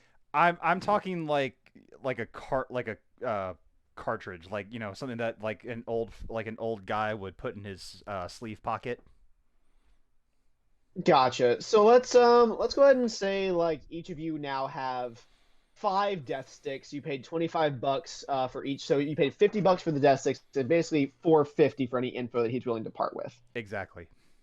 So he actually just goes underneath the counter and just like hands you each just a very small pack of death sticks. He slides it forward. He goes, "Go behind that door over there," and he points to a kind of like a beaded doorway. And he goes, "I will meet you there in a few minutes." I nod to him. I take out a death stick, and I do whatever it is you're supposed to do with a death stick. I honestly don't know. Death sticks are basically, yeah, you smoke it. Basically, death sticks are like the e-cigarettes, but Okay. they like lose the drug on the inside, essentially. Oh, okay. So they have like a quote unquote battery life. Cool. I pull one yeah. out and I stick it in my mouth and I go ahead and, you know, start puffing a little bit. And I go, if Which, this by is the way, little bit of a updated backstory so you guys don't kill yourselves on literal death sticks.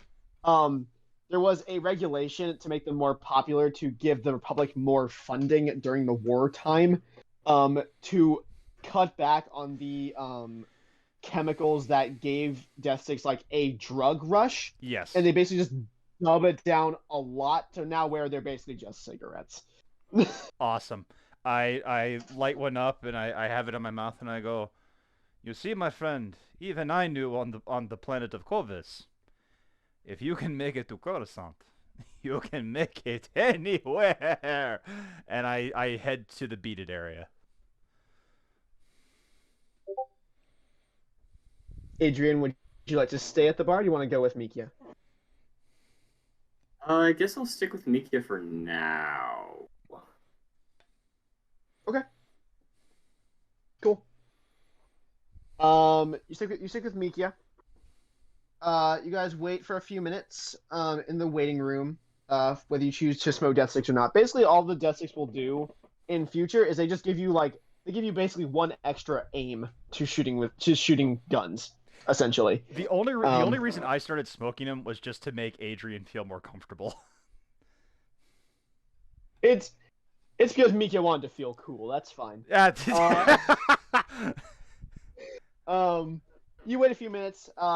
Afterwards, you guys kind of part the beads, and there's a little there's two doorways, one on each side. One door is locked on the left, but you go into the right one. And it's kind of like a green room, like a waiting room, before like a performance kind of deal, with like a kind of like those low sitting couches and like a little table in the middle. You guys wait a few minutes. Mikia finishes his death stick. The door opens, and in comes the Transocean bartender. He shuts the door behind him, locks it, pulls up a chair opposite end of you guys, and kind of sits down in it and goes, "So, what is it you're looking for?" We are going to be doing some ruin expeditions, and we need certain supplies. I was hoping you could point me in the right direction. What supplies? I hand him a list of rebreathers, modular backpacks.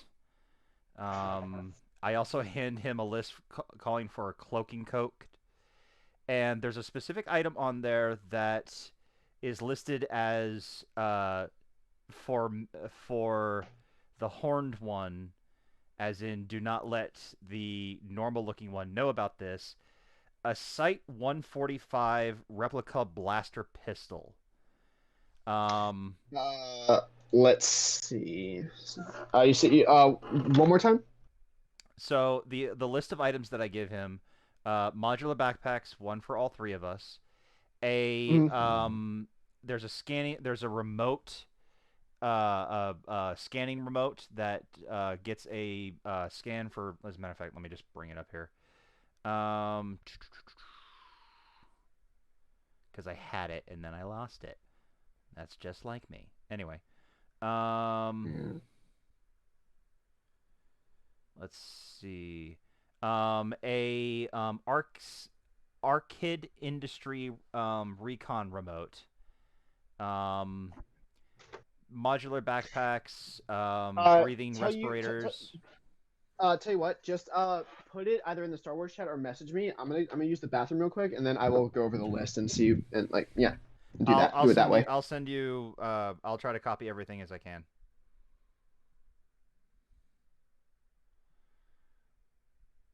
So I have to ask Cedric, were you actually smoking death sticks? Because from what I understood, it was more like something you jabbed into your leg. Out of character? No. You fuckwit. How many times are you going to lie to me?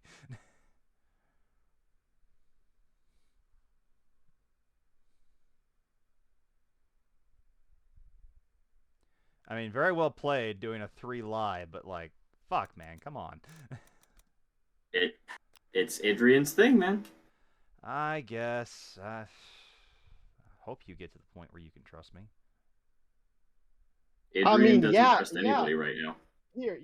Maybe eventually. You guys have only known each other for like a fucking day. Yeah. I know, but I was hoping my speech would inspire some more trust.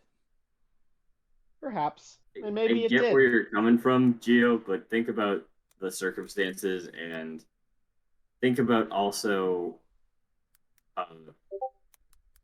think about an alcoholic. Yes, it's a legal drug, but no one wants to admit that they're an alcoholic. No one wants to admit that they need a death stick, you know. Oh, and all I'm saying is Mikia literally could not care less. All right, let me look at this list.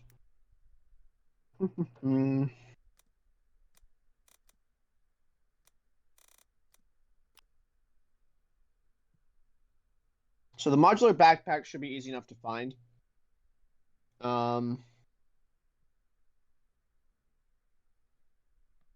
the breath mask, the respirator, all that should be easy enough to Yeah, find too. that's really common stuff.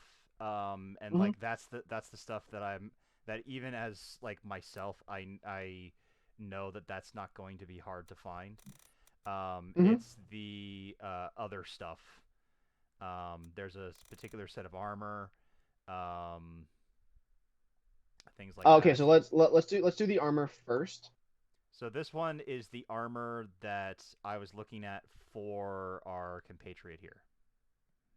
Gotcha. And what is it called? I just posted it in there. It is the Type 3 Baratheon personal modular armor.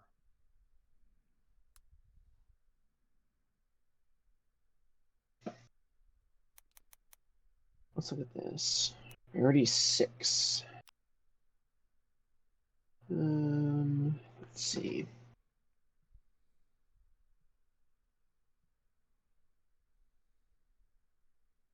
So, when reading the Type 3, the personal modular armor, Transocean will kind of like look at it and go, "This is a popular choice in warriors. It That's should what not be too hard to find, but you have to know where to look. Would not be around here, no. Would be in the central areas." Can you point us in the right direction?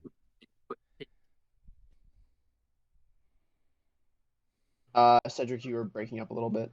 No, I'm just looking at what's in the chat. I'm just like, are we expecting to find one of those? The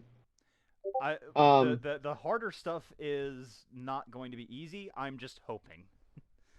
Trust me, the last item on my list is a Lucky Blaster, and I have no hope of finding that. I can point you in the right direction, but it should be easy to find, if not very expensive. The price will not be an issue, my friend. He kind of darts an eye back and forth between you two. Next thing is the cloaking coat. Yes. Let me look at the cloaking coat.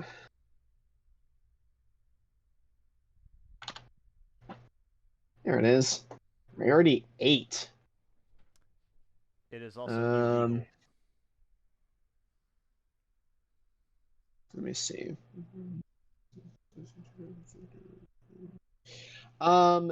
Yeah, that is gonna be a roll. I figured. Yeah, it's gonna be a roll on your part, but you can add a blue because you have an informant there. Should be Streetwise, right? It's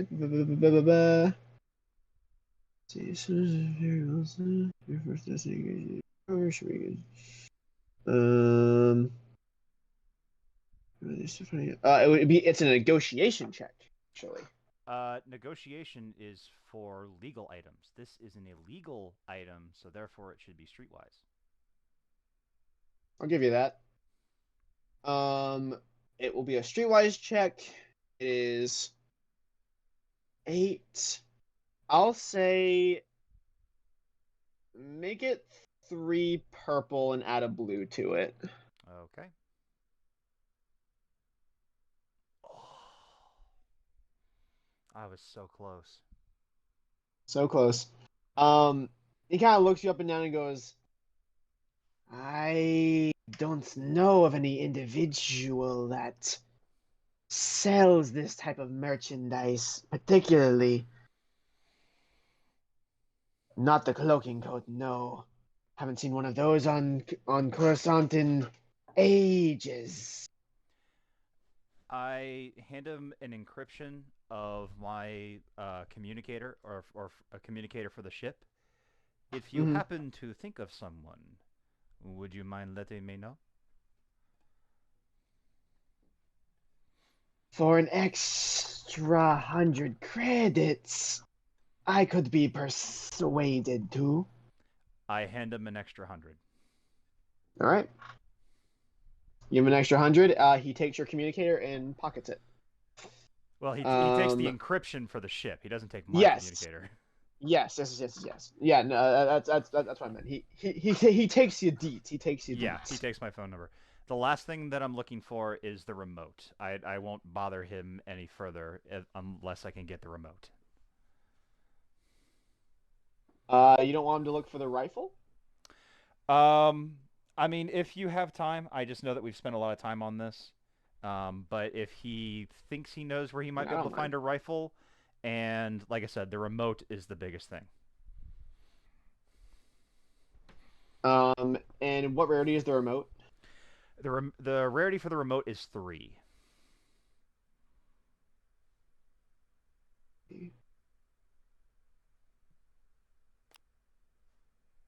Basically, just a drone.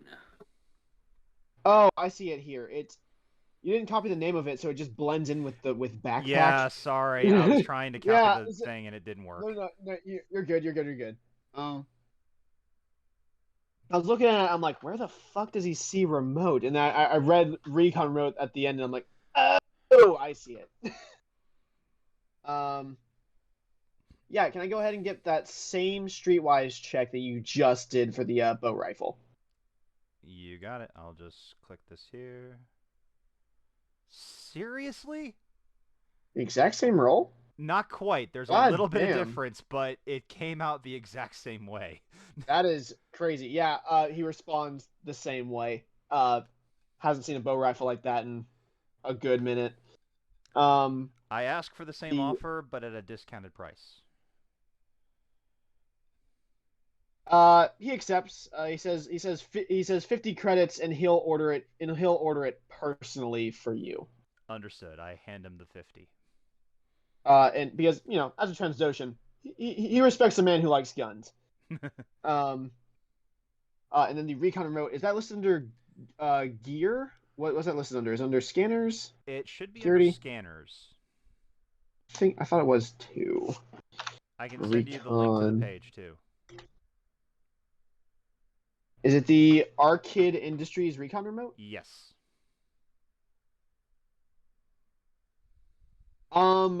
That one, he basically just tells you that you can get it at the same store that you get the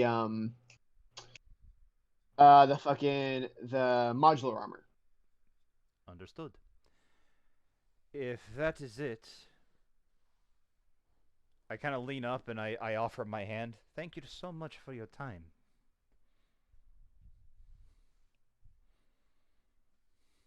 Looks at you, and grabs your hand and does a curt nod, and escorts you out. Adrian, would you like to look for anything as he's escorting Mikia out? I look at Mikia and be like, I'll be just a second. I want to see if there's something in stock here. Can I roll a streetwise check? Sure. What would be my difficulty? Just roll it. I have a success DC in my head. Fair enough.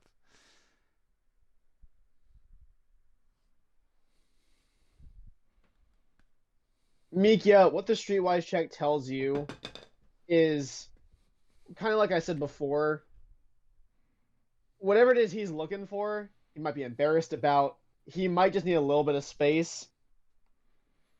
He might also just want some alone time. So I take note that even though he has the death sticks, he's going back in for something else. So I simply go, keep your communicator on. I'm heading to the store to get our items. Can I please have some of the credits that I'll need to make the purchases? I will hand him 700 credits, which leaves me with 420. Thank you. Cool. As that happens, Quinn, are you doing anything? I think Quinn's actually muted. I am. I'm honestly not doing. Honestly, not too much. because I was going to spend most of this time trying to decrypt that file, but if it's going to like delete itself as soon as I decrypt it, I don't want to mess with it. I want to take it to someone that's. I want you to make another I want you to make a Yeah, what check would this be? I guess it would also just be a computer's check. Let me just make sure. Yeah, roll me another computer's check. This will be 3 purple. Okay.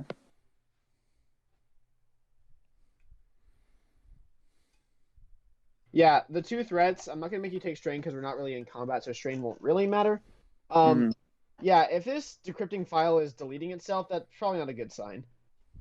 Yeah, so I would like to take it to someone that's a little bit more skilled with computers. So, Okay.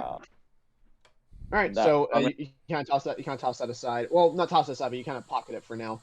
Yeah. So then I would.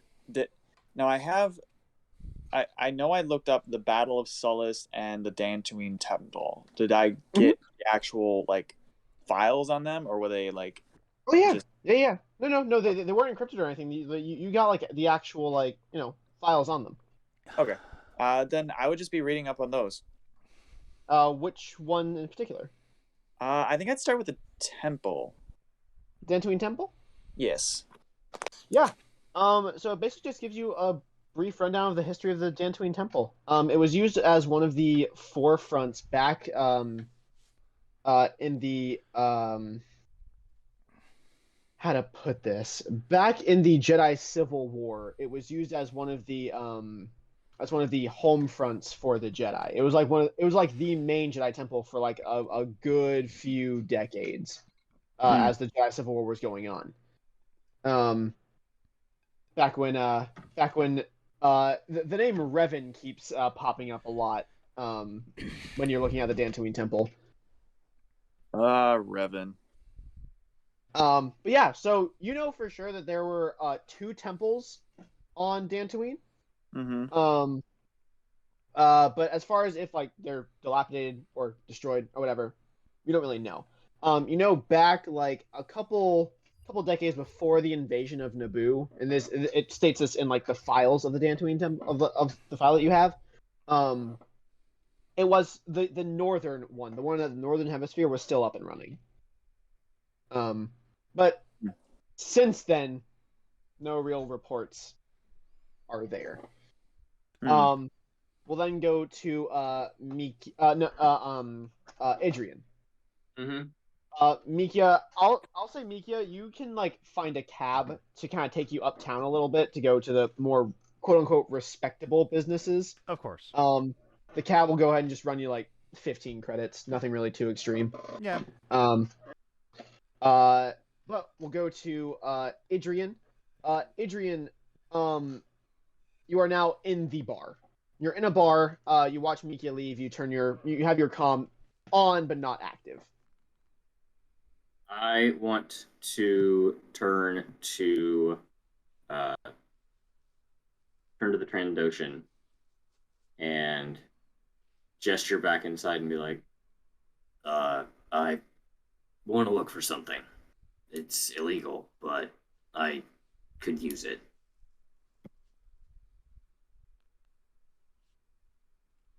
To kind of save face and protect some information, I want you to go ahead and roll me a negotiation check. This would just be 2. This would just be 2 purple. Yep. Let's see. Go ahead and take. I'll say you probably you'd have some time to recover your strain. So just set your strain to 4 for me.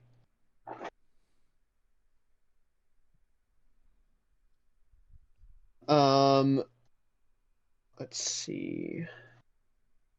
Go ahead and make a streetwise check. You got it. Difficulty?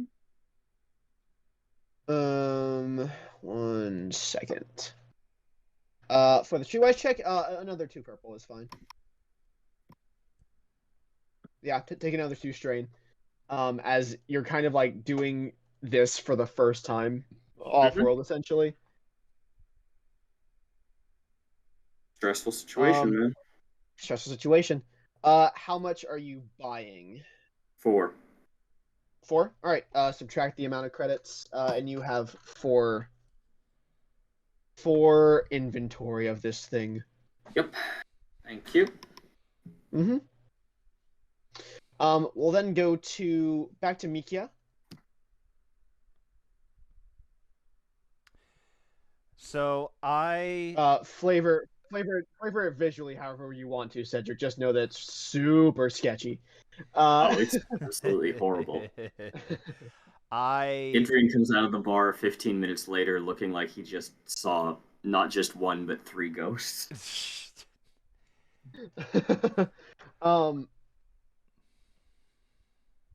Yeah, so Mika, you are currently riding in the cab. You start to, now that you're kind of down on the ground and able to see, well, you know, as down on the ground as you can be, you have starting to see like the different like sections of Coruscant. Although it's not as good as you envisioned it to be, it's still not bad. Better than Corvus for sure. I was about to say better than where I was. Yeah, a freaking rundown swamp village. Yeah, no kidding. But yeah, eventually the taxi drops you off, kind of in like a strip mall kind of area. Yeah. And you see the building that the Transdotion was talking about. I walk in to just kind of make myself present to whoever the store owner is. You walk in and it looks basically just like a gun store. It looks like an arms and armor kind of place. Fair enough. Behind the counter, you just see a sort of gruff looking female human, just kind of like sitting on a stool, having her feet kicked up on the counter. Sees you walk in. It's pretty barren day. There's like 2 other customers in here. She kind of clocks you, kind of does like a down nod of like a hi, and then just kind of goes back to reading her magazine. I look around the store. I find the masks. I find the backpacks. I find the remote. And then the last thing I find is the armor, and I bring it all up to the counter. Okay, cool. Did you do the math about how much all this stuff is? So 3 of the, damn it, why do I have both of those up? 3 of the masks is going to be 75. The remote is 250, so 325. 3 of the backpacks is 15 times 3, so 45. So that puts it to 350, I believe. No, 360. And then the modular armor is 1,250. So that should bring me up to about 1,700. Let's round it out and say about 1,800. And were you including the modular backpacks as well? Yes. Okay. So the remote is 250, correct? Yes. All right. Yeah, so I'm fine with rounding it out to being 1,800. How many credits do you have? I have 1,000. All right, cool. Let's see what we can do. Let's see if we can make this work. I drop everything in front of her. So essentially, you wouldn't have found the actual armor itself. You would have like kind of like in at like GameStop, where you take them like the case or like the picture of the game that you want, and then they have the inventory in the back. Mm-hmm. Which is same thing goes for like the remote as well. Anything that's like higher value would be kept in the back. But yeah, you like the rebreathers, the backpacks, all that's just kind of like on the shelf. You bring everything forward. She kind of like takes her feet off the counter, kind of stands up, puts her magazine away, goes and starts kind of assessing everything, kind of like scanning things with her own like little handheld data pad, and goes, "All right, sugar, this will all add up to be about 1,800. I see. I do have a question, madam. And I pull out the 2 light blaster pistols, the one that I stole off Corvus and the one that I found on the Jedi Temple. Tell me, how much credits would I get trade in for these 2 beauties? Now, if I'm not mistaken, they are both 400 credits apiece, usually, correct? Yes. So she would kind of take each one and kind of like inspect and like pop out the chamber, look at the clip, kind of take it apart very briefly, and then like kind of just snap it back in place and kind of give it a once over. And she goes, "Well, now I'd give about 300 apiece for these." 300 is more than reasonable.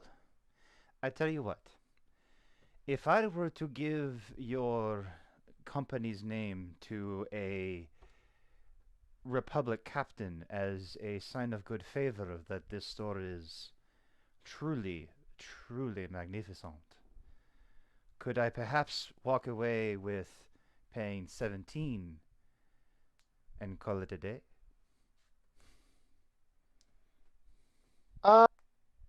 Negotiation. You roll negotiation. This will be 3 purple. I was going to say deception because she's not pretty. But okay. She thinks she is. I don't. It's decepting to me. I'm having to grit through this shit.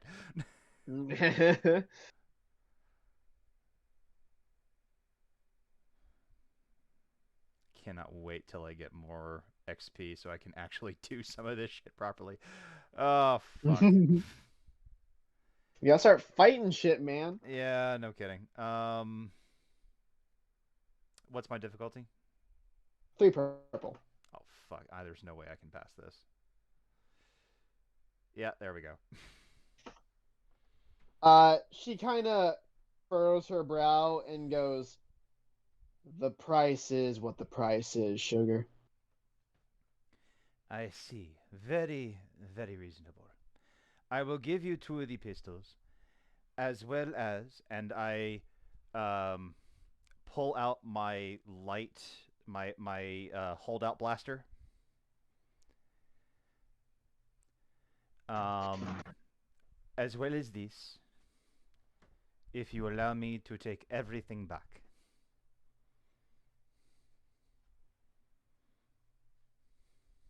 What was the offer? Sorry. I pull out my light blaster pistol. Oh, your own light blaster pistol. Yeah, my holdout. All right. And what would that bring your and how much is the holdout blaster? I think the holdout is like 250. It's not nearly as powerful. 250. So you're essentially trading her 3 blaster pistols for a couple of backpacks, a couple of rebreathers, a survey remote, and some armor. Yes. She looks at this. Yeah, now this would be a negotiation check. You know what? For this one, you can upgrade your green to a yellow instead. Same difficulty. Yeah, I'm still not making this. Ugh, man. She looks you up and down. And she goes, "Yeah, take a few things off of this total if you want to make this trade official." I take my blaster pistol, and I take 1 blaster pistol and put it back in my holster. That should be a fair deal. No. Like you have to take. No, I know what What you you mean. want. Yeah. She shakes her head no and goes, "No, honey, you put that back on the table. You take a few things of what you want from my store." At what point does Adrian walk in? Would Adrian even know where you were going? Well, he told the same stuff to what's his name, or That is true. Adrian, roll me a d20 You on the got dice it. roller, please. No. I don't have d20s with me right now, so that's how I'm doing it. Bird. Nope, not yet. So I take the second blaster pistol, almost as if I don't understand, like I'm trying to pretend like I don't understand what's going on. I take the second blaster pistol and I go, "You are a remarkable deal maker. You are so very generous." You know, I could just have you kicked out, dear.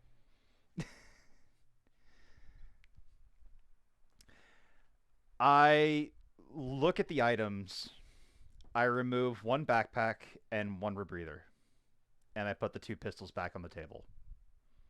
So ultimately, that should bring you to about even, if my math is correct. Undistinguishably, yes. So you have 1,000 with you.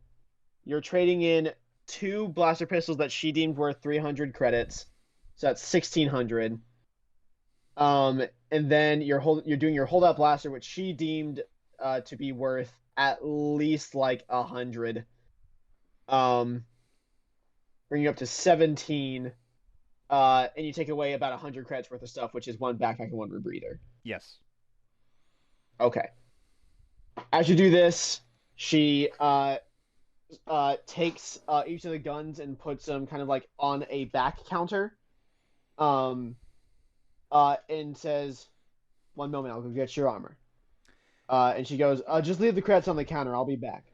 As she walks away, and I go, "Thank you very much, my dear."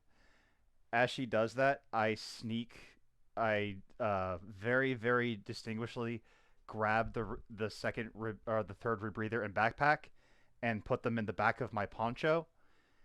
And I don't try to grab the light blaster pistol because I know she knows all 3 of them.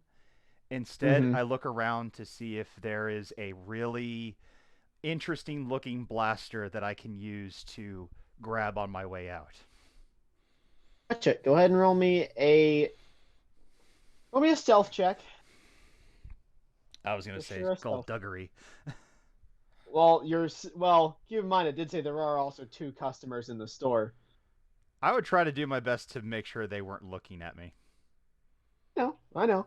You don't have a whole lot of time to kind of sneak around. I would say stealth roll, but 2 purple. I'm gonna use another destiny point to upgrade, because I'm guessing we're coming pretty close to the end here. Most likely, yeah. Hey. Cool. 2 strain.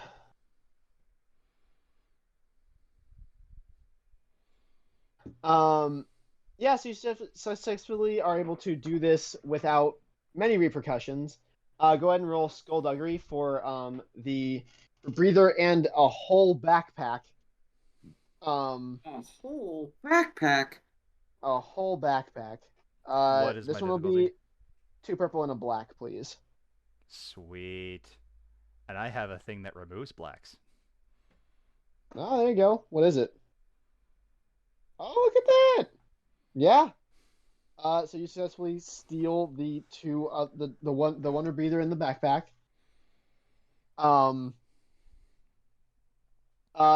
As you do this, she comes back out. As you're kind of like looking around the store to see what else you can kind of snatch on the way out, she comes back out with a small briefcase. Well, not small, but like large enough to fit like a suit in. She pushes the briefcase towards you, and she also has a sort of like box that like an RC car would come in, and she moves that towards you and has a little image of like the recon drone on it. Absolutely beautiful. My dear lady, it has been an absolute pleasure. The 2 other members in the store, do they look armed at all? Roll me a perception check. 3 purple.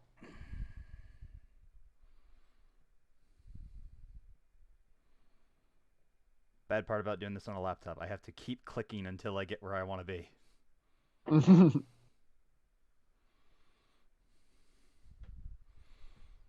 No, you don't think so. Very well. At least not with the quick glances that you took. They didn't seem armed. As I walk out the door, I point to someone and, kind of trying to get everyone's focus off of me, like as I point to what might be going on. And if there's a pistol that's near the exit of the wall, I'm gonna grab it and run.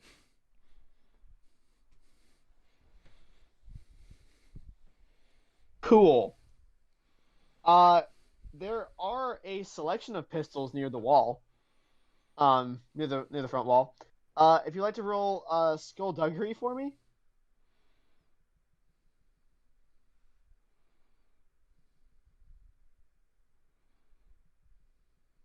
And what is my difficulty? 1 purple. This never ends well. No, it's not. You shout. What do you do to get the attention off of you? So as I kind of look around, I look to see who might be the most like threat-inducing, and who There's a Rhodian and a human male. I point to the human male, and I go, "Did I just see you stick that in your pocket?" And I literally look at the woman and go, "I swear I just saw him steal." And I literally I grab a pistol and I walk my way out. Cool. She looks at the guy for a second. The guy kind of looks at her and shrugs. She looks back at you, trying to walk out the door with a pistol that has one of those like cell phone wires attached to it.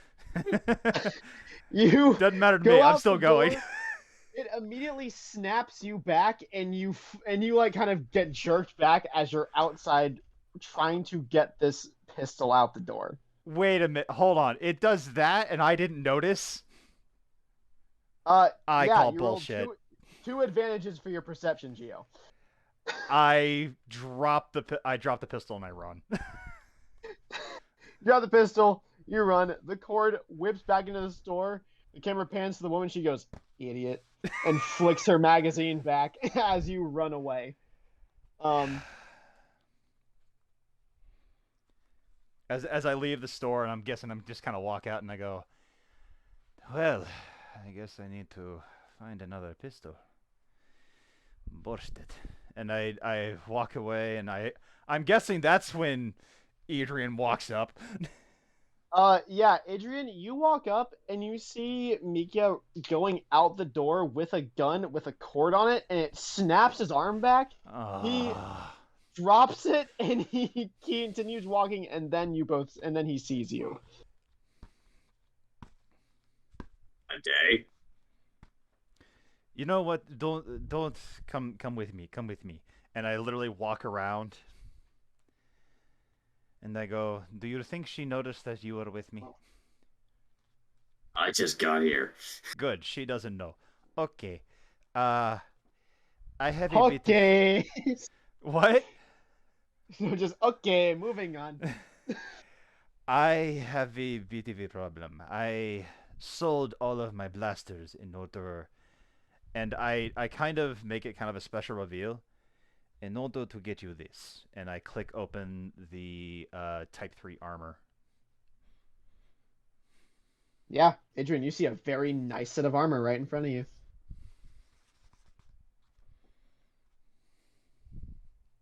It's not as good as the Mandalorian Beskar, but I believe in a tight pinch it might do. Heavily modifiable, from what I understand. Adrian doesn't really say anything. He just looks at the armor. Takes his pistol out of his holster, pushes it into Mikia's chest.